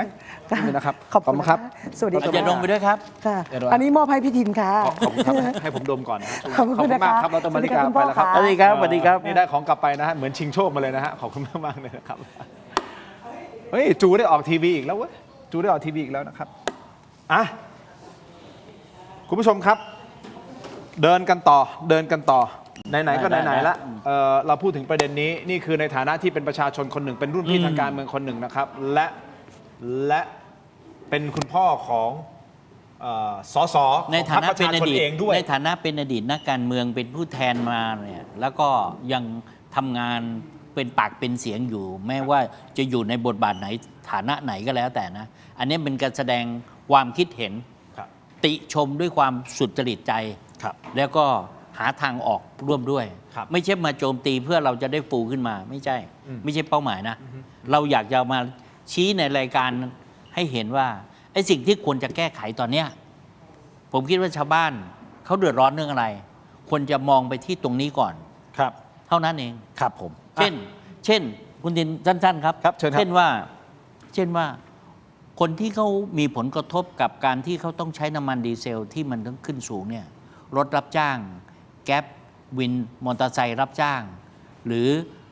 เรือประมงอะไรต่างๆ เหล่านี้เขากระทบเนี่ยวางมาตรการให้เขาเนี่ยอย่าไปพูดในเชิงหลักการวิชาการจนแล้วเมื่อไหร่จะทำสักทีเขารออยู่นะในฐานะที่ผมสัมผัสพื้นที่อยู่เนี่ยเขารออยู่ วันนี้สามารถผมว่าทำได้นะ วางมาตรการให้ได้เลยนะ คือผู้ชมที่เราหยิบแล้วเราจับประเด็นนี้ไม่ปล่อยเลยนะเพราะมันเป็นเรื่องใหญ่ของประเทศนะฮะอันนี้จริงๆนะไม่ใช่ว่าเรายับคิดยับทำแล้วก็มาพยายามจะมาซ้ำเติมหรือมันไม่ใช่แต่เราต้องการสื่อเราต้องการเป็นกระบอกเสียงให้กับ กับประชาชนที่ตอนนี้ได้รับความเดือดร้อนแล้วก็ยังมีข้อสงสัยอะไรหลาย ๆ อย่างเกี่ยวกับการบริหารงานของรัฐบาลชุดนี้ครับเราถึงพูดย้ำและชี้ให้เห็นคุณกรณ์ จาติกาวนิชเองท่านก็ทำงานแข็งขันมากนะครับคือท่านมานั่งรายการท่านก็พูดตั้งแต่วันนั้นแล้วแหละว่ามันจะมีวิธีการยังไงในการแก้ไขปัญหา ท่านก็ให้ข้อคิดมาตั้งแต่วันนั้นแล้วนะก่อนที่คุณพิพัฒน์จะพูดประเด็นบอกว่าคุณเอาแต่วิจารณ์อ่ะมีอะไรแนะนำไหมก่อนที่จะมีประโยชน์นั้นออกมาจากคุณพิพัฒน์อีกคุณกรณ์เป็นคนพูดในรายการว่ามันควรจะต้องทำอย่างนี้นะภาษีสัมปทานมิตรทำยังไงใช่ไหมค่าโรงกลั่นต้องไปดูค่าการตลาดต้องไปดูสามารถทำได้ทันทีนู่นนี่นั่น1 2 3 4ท่านก็พูดในรายการถกไม่เถียงแบบนี้เพื่ออะไรนะครับเพื่อให้สุดท้ายประชาชนอย่างเราทุกคนเนี่ยพี่ๆช่างภาพน้องๆช่างภาพน้องๆคอนโทรลแล้วพวกเราเนี่ยเราจะได้เฮ้ยรู้สึกว่ามันมีการแก้ไขปัญหานะไม่ใช่ปล่อยให้ปัญหามันเลื่อนลอยต่อไป แล้วก็กลด่าทุกวันคิดว่าเราอยากจะด่าทุกวันเหรอไม่เหนื่อยเหมือนกันนะเราว่าเราก็ไม่มีความสุขใจไปทุกอย่างหรอกเพราะว่าประเด็นมันอยู่ที่ว่าการกระทบเนี่ยผมคิดว่าคนที่มีฐานะนะคุณดินคนที่มีฐานะหรือคนที่ไม่ได้ใช้ดีเซลไม่เกี่ยวข้องกับดีเซลเลยเนี่ยโดยตรงเนี่ยเขาอาจจะมีผลกระทบน้อยหรือกระทบก็กระทบไปเขามีกำลังจ่ายแต่คนที่ผมถามว่าคนที่เลี้ยงลูกเลี้ยงครอบครัวที่วิ่งมอเตอร์ไซค์เนี่ยคุณนึกถึงเป้าหมายกลุ่มคนเหล่านี้เลยว่าจะแก้ไขยังไงเยียวยาเขายังไงไม่ได้จ่ายเขา10,000หรือพัดต่างๆแล้วหมดไปจบไปนะมันไม่ได้แล้วคนอื่นบอกเฮ้ยผมก็กระทบเพราะว่ามันไม่ได้จ่ายทุกคนนี่ใช่ไหมตอนนี้เนี่ยสิ่งที่มาตรการเฉพาะหน้าเนี่ย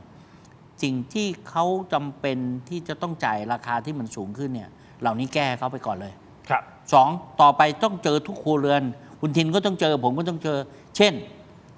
ทำยังไงที่ราคาค่าไฟฟ้าไม่สูงขึ้นวางมาตรการเลยแล้วบอกให้ชัดเลยวันนี้เนี่ยรัฐบาลอย่าไปติดปัญหาว่าเฮ้ยผมยังตัวไม่เต็มแต่สมองคุณเต็มไหมล่ะแต่ถ้าสมองคุณเต็มคุณวางมาตรการได้ก่อนได้วันนี้คุณต้องทำก่อนได้แล้วใช่ไหมอย่าไปพูดว่าเฮ้ยผมยังเป็นรัฐบาลรักษาการอยู่ต้องรอโปรดเกล้าต้องรอแถลงก่อนแล้วเราทำงานไม่ได้เหตุการณ์มันเกิดขึ้นแล้วทำไมเราจึงจำเป็นต้องหาคนที่เก่งคนที่มีความสามารถเพราะอะไรรู้ไหมเพราะเมื่อมีสถานการณ์วิกฤตหรือมีสถานการณ์พิเศษเราเห็นว่าคนเหล่านี้จะมีความสามารถนำพาไปได้มิฉะนั้นบอกใครก็ได้สิก็ถูก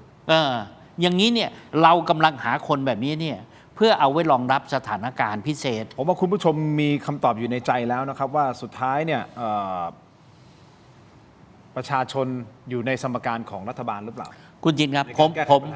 ผมไม่ได้คาดหวังนะที่จะไปล้มล้างรัฐบาลแม้ว่าไปสนิทสนมกับพรรคประชาชนที่เป็นพรรคฝ่ายค้านเนี่ยเนื่องจากเพิ่งผ่านการเลือกตั้งมาการเลือกตั้งเป็นตัวสะท้อนแล้วเสียเงินเสียทองไปแล้วเนี่ยต้องให้รัฐบาลเนี่ยบริหารประเทศไปแต่ที่สำคัญเวลารัฐบาลมองกับคนอื่นๆที่เขามองเนี่ยขอให้รัฐบาลเนี่ยเอาเหล่านี้ไปคิดไปผสมผสานไปต่อยอดด้วยไม่ได้มาเพื่อจะล้มนะแล้วไม่ได้เคยคิดที่จะล้มเพราะว่าเพิ่งผ่านการเลือกตั้งตรงนี้มามันจะสร้างความบาดเจ็บความเสียหายกับประเทศมากกว่าแต่วิธีคิดเนี่ยรัฐบาลอย่าทุจริตได้ไหมหรือถ้าไม่ทุจริตอยู่แล้วก็โอเคไม่ให้ใครคนใดคนหนึ่งรวยหรือไม่ให้เป็นข้อกล่าวหาข้อสงสัยว่าเฮ้ยกำลังถอนทุนคืนเพราะใช้เงินทุนไปก่อนแล้วเนี่ยตัวพวกนี้คุณตัดไปวันนี้คุณต้องคำนึงถึงชาวบ้านก็เป็นคนที่เขาสนับสนุนคุณมาผมว่าสิ่งเหล่านี้ต้องคิดก่อนลำดับแรกและเดี๋ยวหาเงินหาทองถ้าไม่หาได้ก็ดีหรือถ้าจะหาเนี่ยไม่ใช่วาระนี้ตอนนี้ได้ไหมโอเคในเมื่อรายการถกไม่เถียงเราเคยถูกคอรหาผมเคยถูกคอรหาว่าเป็นพรรคส้ม ว่าเป็นเสื้อสีส้มเพื่อความเป็นธรรมเนาะวันนี้ก็โดนด่าว่าผมไม่ใช่ส้มว่าผมโดนเพราะผมเกลียดส้มผมก็เลยทำตัวไม่ถูกเอาเป็นว่าติดต่อพรรคประชาชนมาเลยครับใครก็ได้คุณจะเป็นคุณรังสิมันต์โรมคุณวิโรจน์ถามเขาอยากจะมาพูดไหมอย่าไปบังคับเขาเนาะถ้าเขาไม่อยากจะมาพูดเราก็อย่าไปบังคับเขาอยากมาก็เชิญมาเลยเชิญมาให้หมดว่าเขาจะแก้ปัญหาไอ้เรื่องนี้ยังไงเพราะเห็นเราก็ไม่เห็นเขาออกมาเหมือนแต่ก่อนเงียบๆนิดนึงนะครับจัดมาพี่น้องมีคนคอมเมนต์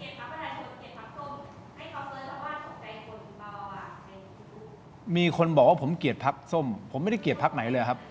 อะไรแต่เขาบอกมีคนคอมเมนต์ว่าผมเกลียดพรรคส้มเนี่ยหรอ อ๋อเหรออ๋อถ้า แล้วเชียร์พรรคอื่นเขาเลยคิดว่าเกลียดพรรคส้ม นี่ถือโอกาสทายอินเลยไหมไปเซิร์ชคำว่าถกใจคนค้นหมาป่า ถกใจคนค้นคนเหลี่ยมนะครับแล้วไปดูเลยนะฮะว่าผมเกลียดพรรคส้มหรือเปล่านะครับหรือแม้แต่พรรคอื่นๆก็ตามนะแล้วมาบอกว่าทินมันน้ำเงิน ผมหลายสีเหลือเกินนี่อันนี้นี่ขายของเลยนะฮะรายการนะครับ ไม่เป็นไร ธรรมดา เชิญมาจัดมาไปต่อเลยคนของพรรคประชาชนที่มีความรู้ในเรื่องของพลังงานอะไรเงี้ยเอามาอย่างเงี้ยคือเอามาเพื่อหาทางออกไม่ได้เอามาเพื่อโจมตีรัฐบาลในเนี้ยชาวบ้านจะดีกว่าจัดมา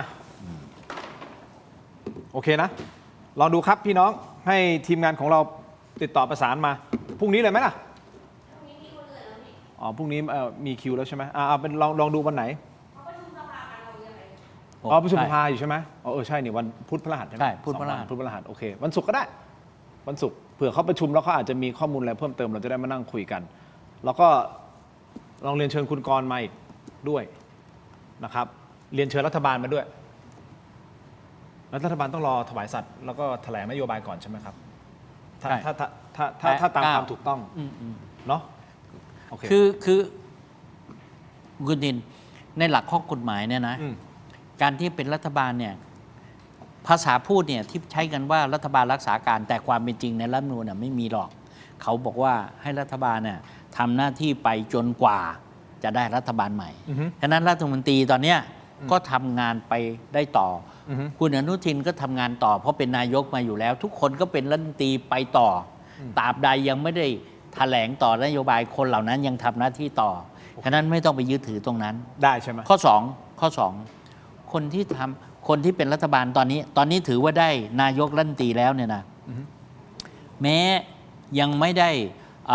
เข้าถวายสัตย์ยังไม่ได้แถลงต่อรัฐบาลเนี่ยแล้วจะทำไม่ได้แต่หลักการมันมีข้อยกเว้นอยู่ไม่ได้อยู่2เรื่องนั้นนะหลักส่วนใหญ่ทำได้มี2ข้อที่ทำไม่ได้1ยกย้ายข้าราชการประจำ2ไปแปลงงบไปทำเรื่องของงบประมาณไม่ได้ครับแต่2ข้อนี้ให้ข้อยกเว้นของยกเว้นอีกยกเว้นเนี่ยทำไม่ได้แต่ยกเว้นอีกยกเว้นของยกเว้นเนี่ยหลักกฎหมายว่าคือขออนุญาตกกตถ้ามีเหตุจำเป็นให้ทำได้โอเคเนี่ยวันนี้ผมไม่เชื่อว่ารัฐบาลไม่เข้าใจเรื่องผมกับเชื่อว่ารัฐบาลเข้าใจรู้ทุกเรื่องแต่รัฐบาลเลือกที่จะทำแบบนี้โอเคแม้กระทั่งรู้อยู่แล้วเอาคุณพิพัฒน์มามันจะมีข้อกล่าวหาคุณพิพัฒน์คือด้วยความชำนาญงานของคุณพิพัฒน์เนี่ยเป็นพ่อค้าน้ำมันต้องพูดอย่างนี้แล้วกันนะเป็นอินไซเดอร์เรื่องน้ำมันเอามาเพื่อแก้ปัญหาเรื่องดูซิเขากักตุนไหมจะแก้ไขบริหารยังไงแต่เวลามันอินไซเดอร์เข้ามาแล้วมันรู้ข้อมูลพอมันรู้ข้อมูลปั๊บเนี่ยมันเป็นข้อกล่าวหามันเข้าข้อกล่าวหาอย่างนี้มันถูกไหมจะเอาเป็นที่ปรึกษาก็ยังได้เอารัฐมนตรีพลังงานมาทำไมไม่เอารัฐมนตรีพลังงานมาอย่าไปถือว่าคุณพิพัฒน์เป็นรองนายกเป็นคนที่1ก็ยังมีเหตุผลเลยว่าคุณเอกนิติเนี่ยท่านเป็นตอนนั้นเป็นแค่รัฐมนตรีคลังไม่ได้เป็นรองนายกแล้วจะมานั่งเป็นประธานเป็นผอ.แล้วคุณพิพัฒน์เป็นรองนายกแล้วไปนั่งเฉยๆไปติดเรื่องหลักการแต่วันนี้มันสถานการณ์วิกฤตคุณต้องแก้คุณต้องอะแดปได้ทุกอย่างเลยโอเคนะฮะก็รอกันต่อไปรอคิวแต่ขออนุญาตนะคุณผู้ชมครับขอบคุณฮะไมบาซินนี่นะครับของดีครับเม็ดอมซิงค์พลัสนะฮะผลิตภัณฑ์ไมบาซินจากเกรเตอร์ฟาร์มานะครับนี่นะครับมี3สูตรที่มีคุณประโยชน์จากวิตามินหลากหลายชนิดครับเม็ดอมซิงค์พลัสวิตามินซีและโคคิวเทนกลิ่นองุ่นมะนาวเม็ดอมซิงค์พลัสลูทีนและบิลเบอรี่กลิ่นแบล็คเคอร์เรนต์เม็ดอมซิงค์พลัสเบต้ากลูแคนกลิ่นสตรอเบอรี่นะครับซิงค์มีส่วนช่วยในการทำหน้าที่ของระบบภูมิคุ้มกันและกระบวนการต่อต้านอนุมูลอิสระครับถ้าเจ็บคอไอหรืออยากเสริมภูมิคุ้มกันนะครับเลือกไมบาซินจากเกรเตอร์ฟาร์มาหาซื้อได้ที่ร้านสะดวกซื้อซุปเปอร์มาร์เก็ตและร้านขายยาทั่วประเทศไมบาซินจากเกรเตอร์ฟาร์มาก้าวสู่60 ปีอย่างมั่นคงและยั่งยืนนะครับขอบคุณมากครับไมบาซินที่อยู่เคียงข้างถกไม่เถียงนะครับขอบคุณมากๆเลยนะครับต่อกันที่อ้วยอันโอสถนะครับนี่คือยาดมสมุนไพรตรามังกรทองจากอ้วยอันโอสถนะครับแต่ผมขออนุญาตจากอ้วยอันโอสถเช่นเดียวกันอันนี้คือยาน้ำแก้ร้อนในเขากุยครับจากอ้วยอันโอสถบรรเทาไข้ตัวร้อนทานได้ทั้งเด็กและผู้ใหญ่นะครับมีจำหน่ายตามร้านขายยาทั่วประเทศอ่านคำเตือนในฉลากและเอกสารกำกับผลิตภัณฑ์ก่อนใช้ด้วยนะครับนี่คือยาน้ำแก้ร้อนในเขากุยจากอ้วยอันโอ สถนะครับขอบคุณมากๆครับอวยอันโอสถนะครับและยังต่อด้วยนี่ครับนี่คือยาธาตุน้ำขาว49 บาทฝาสีฟ้าตราหารคู่นะครับมาตรฐานสากลหาซื้อง่ายตามร้านขายยาแผนปัจจุบันทั่วไปราคาเพียง49 บาทเข้าถึงง่ายครับจาก HK Pharmaceutical นะครับนี่คือยาธาตุน้ำขาวที่แก้ท้องอืดท้องเฟ้อรักษาลำไส้อักเสบนะครับและฆ่าเชื้อโรคในลำไส้ด้วยนะครับยาธาตุน้ำขาว49 บาทฝาสีฟ้าตราหารคู่นะครับขอบคุณมากๆนะครับที่อยู่เคียงข้างถกไม่เถียงนะครับต่อกันที่ผงปรุงรสรสหนึ่งครับนี่มีให้เลือกหลากหลายรสชาตินะครับปรุงอร่อยแน่รสหนึ่งนะครับไม่ว่าจะเป็นรสไก่รสหมูรสเนื้อต้มผัดแกงทอดยำหอมอร่อยได้ทันใจนะครับต้องรสหนึ่ง No. 1ปรุงอร่อยแน่รสหนึ่งนะครับโปรโมชั่นพิเศษครับ1แถม1และโปรโมชั่นสุดคุ้มอีกมากมายหาซื้อได้แล้ววันนี้ที่ Shopee Lazada TikTok Gourmet Market Foodland และซุปเปอร์มาร์เก็ตทั่วไปนะครับปรุงอร่อยแน่รสหนึ่งครับขอบคุณมากๆเลยนะครับมอบให้กับคุณศักดารถหนึ่งนะครับขอบคุณมากๆนะครับและอันนี้ครับของดีนะครับนี่คือ Farm House คุณผู้ชมครับ Farm House Royal Bread สไลด์หนาเนื้อนุ่มที่สุดของ Farm House ครับคุณภาพทุกคำอร่อยพรีเมียมยกระดับความอร่อยง่ายๆได้ทุกวันนะครับ Farm House Royal Bread Everyday Premium นะครับ Royal Whole Wheat ครับนี่ถุงนี้เป็น Royal Bread Made Fresh Daily นะครับ Whole Wheat ครับขอบคุณมากๆเลยครับ Farm House นี่ฮะสไลด์หนาเนื้อนุ่มที่สุดของ Farm House เลยนะฮะคุณศักดานี่ครับไปทานได้นะครับอันนี้วางตรงนี้ติ๊งโอเค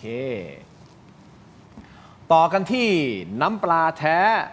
ตราทิพรสนะครับน้ำปลาที่ทุกบ้านทุกร้านต้องมีครับกลิ่นหอมและรสชาติกลมกล่อมครับจะเหยาะจิ้มหรือปรุงรสแกงผัดทอดได้หลากหลายเมนูนะครับเข้าถึงรสชาติอาหารไทยที่คุ้นเคยด้วยกระบวนการผลิตที่มีคุณภาพได้มาตรฐานส่งออกไปจำหน่ายทั่วโลกนะครับน้ำปลาแท้ตราทิพรสนะฮะหาซื้อได้ง่ายตามห้างสรรพสินค้าชั้นนำร้านสะดวกซื้อและร้านค้าทั่วไปครับนอกจากนี้ยังสามารถที่จะสั่งซื้อผ่านช่องทางออนไลน์ได้ที่ Shopee Lazada Tops Online และ Macro Pro นะครับมีจำหน่ายทั้งแบบขวดเดียวแพ็คและยกรังนะครับ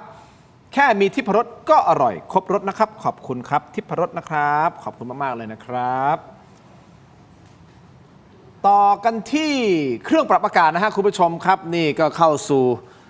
หน้าร้อนแล้วนะฮะคุณผู้ชม Star Air ครับเครื่องปรับอากาศคุณภาพของคนไทยที่ออกแบบมาเพื่อเข้าใจชีวิตจริงของทุกบ้านในเมืองร้อนแบบเราครับไม่ว่าคุณจะอยู่คอนโดบ้านเดี่ยวหรือพื้นที่เชิงพาณิชย์นะครับ Star Air มีให้เลือกครบทุกแบบครับตอบโจทย์ทุกไลฟ์สไตล์ดีไซน์ทันสมัยเย็นเร็วด้วยครับเงียบมั่นใจทั้งความทนทานและความคุ้มค่าในระยะยาวแถมช่วยประหยัดพลังงานด้วยนะฮะและสำหรับใครที่กังวลเรื่องค่าไฟช่วงหน้าร้อนไม่ต้องห่วงครับ Star Air มี Air Solar Hybrid ด้วยนะครับใช้พลังงานแสงอาทิตย์ประหยัดค่าไฟได้สูงสุดถึง 60%คิดถึงแอร์ตัวใหม่ต้อง Star Air นะครับสนใจติดต่อได้ที่ Lineนี่เป็น Line แอดนะครับมีคำว่า แอดไซน์แล้วก็ Star Air ที่มีตัว E ด้วยนะฮะ Star Air และมี E ตอนติดท้ายด้วยนะครับ Star Air หรือตัวแทนจำหน่ายทั่วประเทศครับสามารถค้นหาตัวแทนใกล้บ้านคุณได้ที่ www.starair.com นะฮะข้อมูลตามหน้าจอตรงนี้ได้เลยนะครับขอบคุณมากๆครับ Star Air ที่ช่วยให้เราได้เย็นสบายใจนะครับสุดท้ายสุดสถานการณ์ตะวันออกกลางคุณผู้ชมครับก็ยังคงต้องติดตามอย่างใกล้ชิดนะฮะเห็นเขาบอกยื่นข้อเสนอกันแล้วว่าอาจจะมีการยุตินะฮะเอาสั้นๆนิดเดียวแล้วครับเมื่อวานนี้ที่ทำเนียบขาวประธานาธิบดีโดนัลด์ทรัมป์ของสหรัฐอเมริกาประกาศว่าสหรัฐเตรียมยุติการโจมตีอิหร่านภายใน 2-3 สัปดาห์นะฮะคุณศักดาโดยตั้งเป้าที่จะทำให้อิหร่านเนี่ยถอยกลับไปสู่ยุคหินหรือว่า Stone Age นะครับเพื่อให้มั่นใจว่าอิหร่านจะไม่สามารถสร้างอาวุธนิวเคลียร์ต่อไปได้อีกเวลาหลายปีในขณะเดียวกันนะครับมาซูดเปเซสเคียนซึ่งเป็นประธานาธิบดีของอิหร่านก็ระบุกับสหภาพยุโรปหรือ EU บอกว่าพร้อมยุติสงครามสหรัฐอเมริกาและอิสราเอลแต่ต้องการหลักประกันความมั่นคงว่า2ประเทศจะไม่โจมตีเตหะรานก็คืออิหร่านอีกนะครับนั่นหมายความว่าใกล้จบแล้วนะคุณสันดาใช่ไหมถ้าสัญญาณออกมาจาก2ฝั่งแบบนี้ถ้าพูดความจริงแล้วความจริงเป็นอย่างนี้ก็ถือว่าจบนะถ้าไม่เล่นแง่พยายามทำสื่อทำนั่นกันอยู่นะเพราะทำท่าอิหร่านจะไม่ทำท่ายังไม่อยากยอมเหมือนกันนะแต่เขาสูญเสียไปเยอะพอสมควรแต่ถ้าเกิดมันยุติได้จริงๆแสดงว่าสถานการณ์ของเราดีขึ้นก็จะดีขึ้นแน่นอนถูกต้องไหมฮะเรื่องของน้ำมันได้ไปแล้วก็แล้วไปแต่ก็ไม่รู้เหมือนกันว่าไอ้ค่าครองชีพที่มันแพงขึ้นเนี่ยมันจะกลับลงมาหรือเปล่าเอาพูดตรงๆใช่ไหมเพราะเตรียมขึ้นราคาถ้าสมมติสถานการณ์น้ำมันกลับมาเหมือนเดิมหรือใกล้เคียงเดิมใช่ไหมฮะ มันก็ไม่ควรนะ ใกล้เคียงเดิม วาง แล้ว มาตรการ สินค้าอุปโภคบริโภคที่มันขึ้นราคาไปแล้วอ่ะเขาจะกลับลงมาให้เราหรือเปล่า ไม่รู้ไง ใช่ หรือขึ้นแล้วขึ้นเลย มันไม่ควรขึ้นแล้วขึ้นเลยมันต้องเอาตรรกะเอารูปของความเป็นจริงมาด้วย เนี่ยรัฐบาลมาเพื่อปกป้องคนด้วยใช่ไหม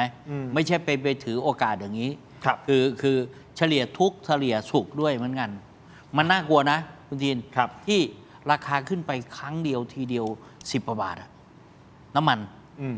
แล้วตัวอื่นมันจะขึ้นตามมาด้วยเนี่ยอันนี้ยิ่งน่ากลัวใหญ่เนี่ยเป็นความคาดหวังที่คนหวังรัฐบาลอนุทิน2เนี่ยเริ่มต้นกระยาพวกนี้ใช่ไหมพวกนี้เขาจะมาที่ทำเนียบกันใช่ไหม นี่ผมก็อยากให้รัฐบาลเนี่ยได้ใช้เวลาที่เป็นจุดเริ่มต้นเนี่ยทำงานบริหารบ้านเมืองไป ไม่ได้คิดอยากจะไปเปลี่ยนรัฐบาลไล่รัฐบาลไม่ควรจะเป็นอย่างนั้นชั่วโมงนี้ต้องถือโอกาสต้องให้เขาเพราะเราผ่านการเลือกตั้งมาแล้ว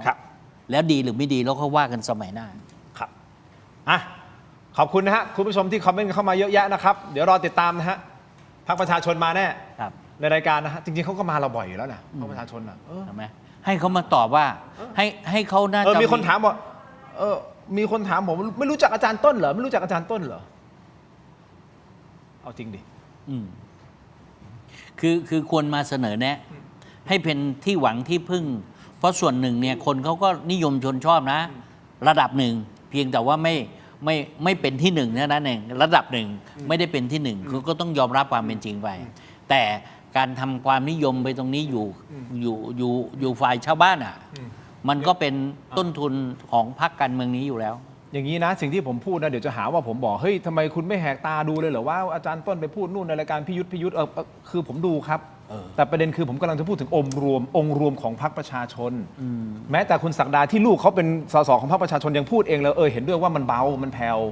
มันไม่มีโมเมนตัมเหมือนแต่ก่อนเวลาจับเรื่องอะไรแล้วเขาจะมาเป็นตุ้มแบบนึกออกไหมฮะมันจะมีตัวมัน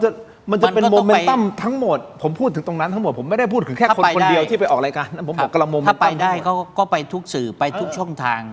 ที่จะแสดงความคิดเห็นเพราะส่วนหนึ่งมันก็ถูกนำเอาไปใช้ด้วย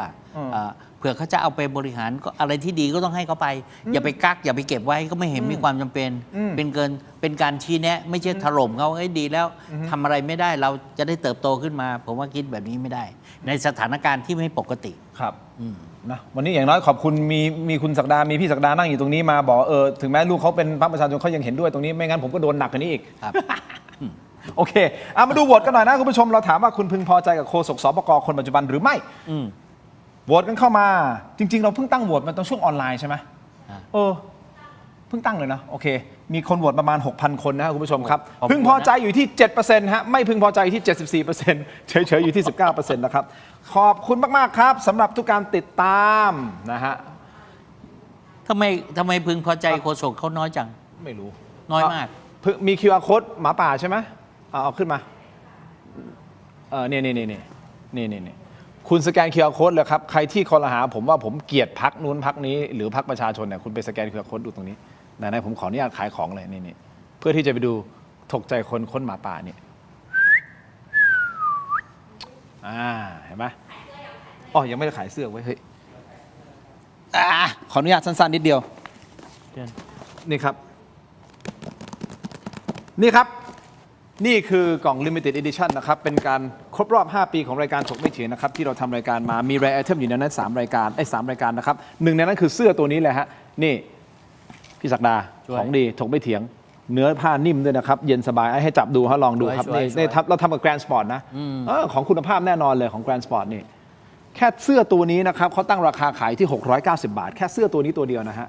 เนี่ยเป็นเสื้อคล้ายๆเจอร์ซี่ใช่ไหมที่เขาฮิตกันอยู่เสื้อบอลเจอร์ซี่แบบนี้ทรงแบบนี้เลยนะครับนี่คือไอเทมแรกทีแรกยังทักเลยเนี่ยผมใส่อยู่นี่ไงนี่ตัวนี้นะครับไอเทม2คือสติ๊กเกอร์นี่ฮะทินน้อย100 อาชีพนะครับก็เป็นสติ๊กเกอร์หน้าผมแล้วก็จะมีสติ๊กเกอร์ของโลโก้ถกไม่เถียงถกม้าป่าอย่างเงี้ยครับก็ไปติดตามเคสโทรศัพท์มือถือหรือจะเป็นพวกiPad หรือโน้ตบุ๊กก็ได้นะครับแล้วก็ติดหน้ากระจกถ้าท่านอยากจะตื่นเต้นในช่วงเช้าตกใจตื่นทุกเวลานี่นะครับแล้วก็อีกอันนึงอันนี้ดีมากเลยผมบอกให้นะนี่คือยาดมสมุนไพรตามมังกรทองอยู่ในนี้นะครับกับเคสพิเศษถกไม่เถียง5 ปีครับเป็นเคส ยาดมสมุนไพรตะวันกระทองนี่ได้ทั้งเคสและได้ทั้งยาดมด้วยนะฮะ ได้เคส นะครับได้เคสด้วยนะครับคุณผู้ชมของดีครับอันนี้เป็นไงล่ะนี่ สวย เสื้อสวยไหม สวย ของพี่ สวย เนื้อนุ่มด้วยดีด้วยนี่ พี่ยังทักเลย นี่นะครับ ให้เสื้อสวย กล่องนี้ครับทั้งหมด 799 บาทนะครับคุณผู้ชมครับและรายได้ส่วนหนึ่งหลังหักค่าใช้จ่ายเรียบร้อยนะครับก็จะเป็นนำมอบให้กับมูลนิธิบ้านพระพรมูลนิธิบ้านพระพรด้วยนะครับเป็นการเฉลิมฉลอง 5 ปีถกไม่เถียงของเรานะครับกล่องแบบนี้พรีเมียมเป็นพรีออเดอร์เข้ามานะครับสแกน QR Code หน้าจอตรงนี้เลยนะครับขอบคุณมากๆนะครับขอบคุณมากๆครับโอเค ครับ จบแฮปปี้นะ โอเคแฮปปี้ พี่ศักดาเราดูกันต่อไป ครับ วันนี้เราคงสื่ออะไรไปหลายอย่างให้กับรัฐบาลเยอะแยะแล้วหวังว่าเขาคงจะมีการปรับปรุง ได้สื่อไปถึงฝ่ายค้านด้วยนะก็โอเคนะ ก็สื่อให้หมดแหละเราต้องการให้ประเทศมันดีขึ้นนะครับโอเคนะครับขอบคุณมากครับ โดนกันทุกคนอ่ะ โดนฮะทวนนะฮะคุณผู้ชมขอบคุณทุกท่านสำหรับการติดตามครับแล้วพบกันใหม่สวัสดีครับ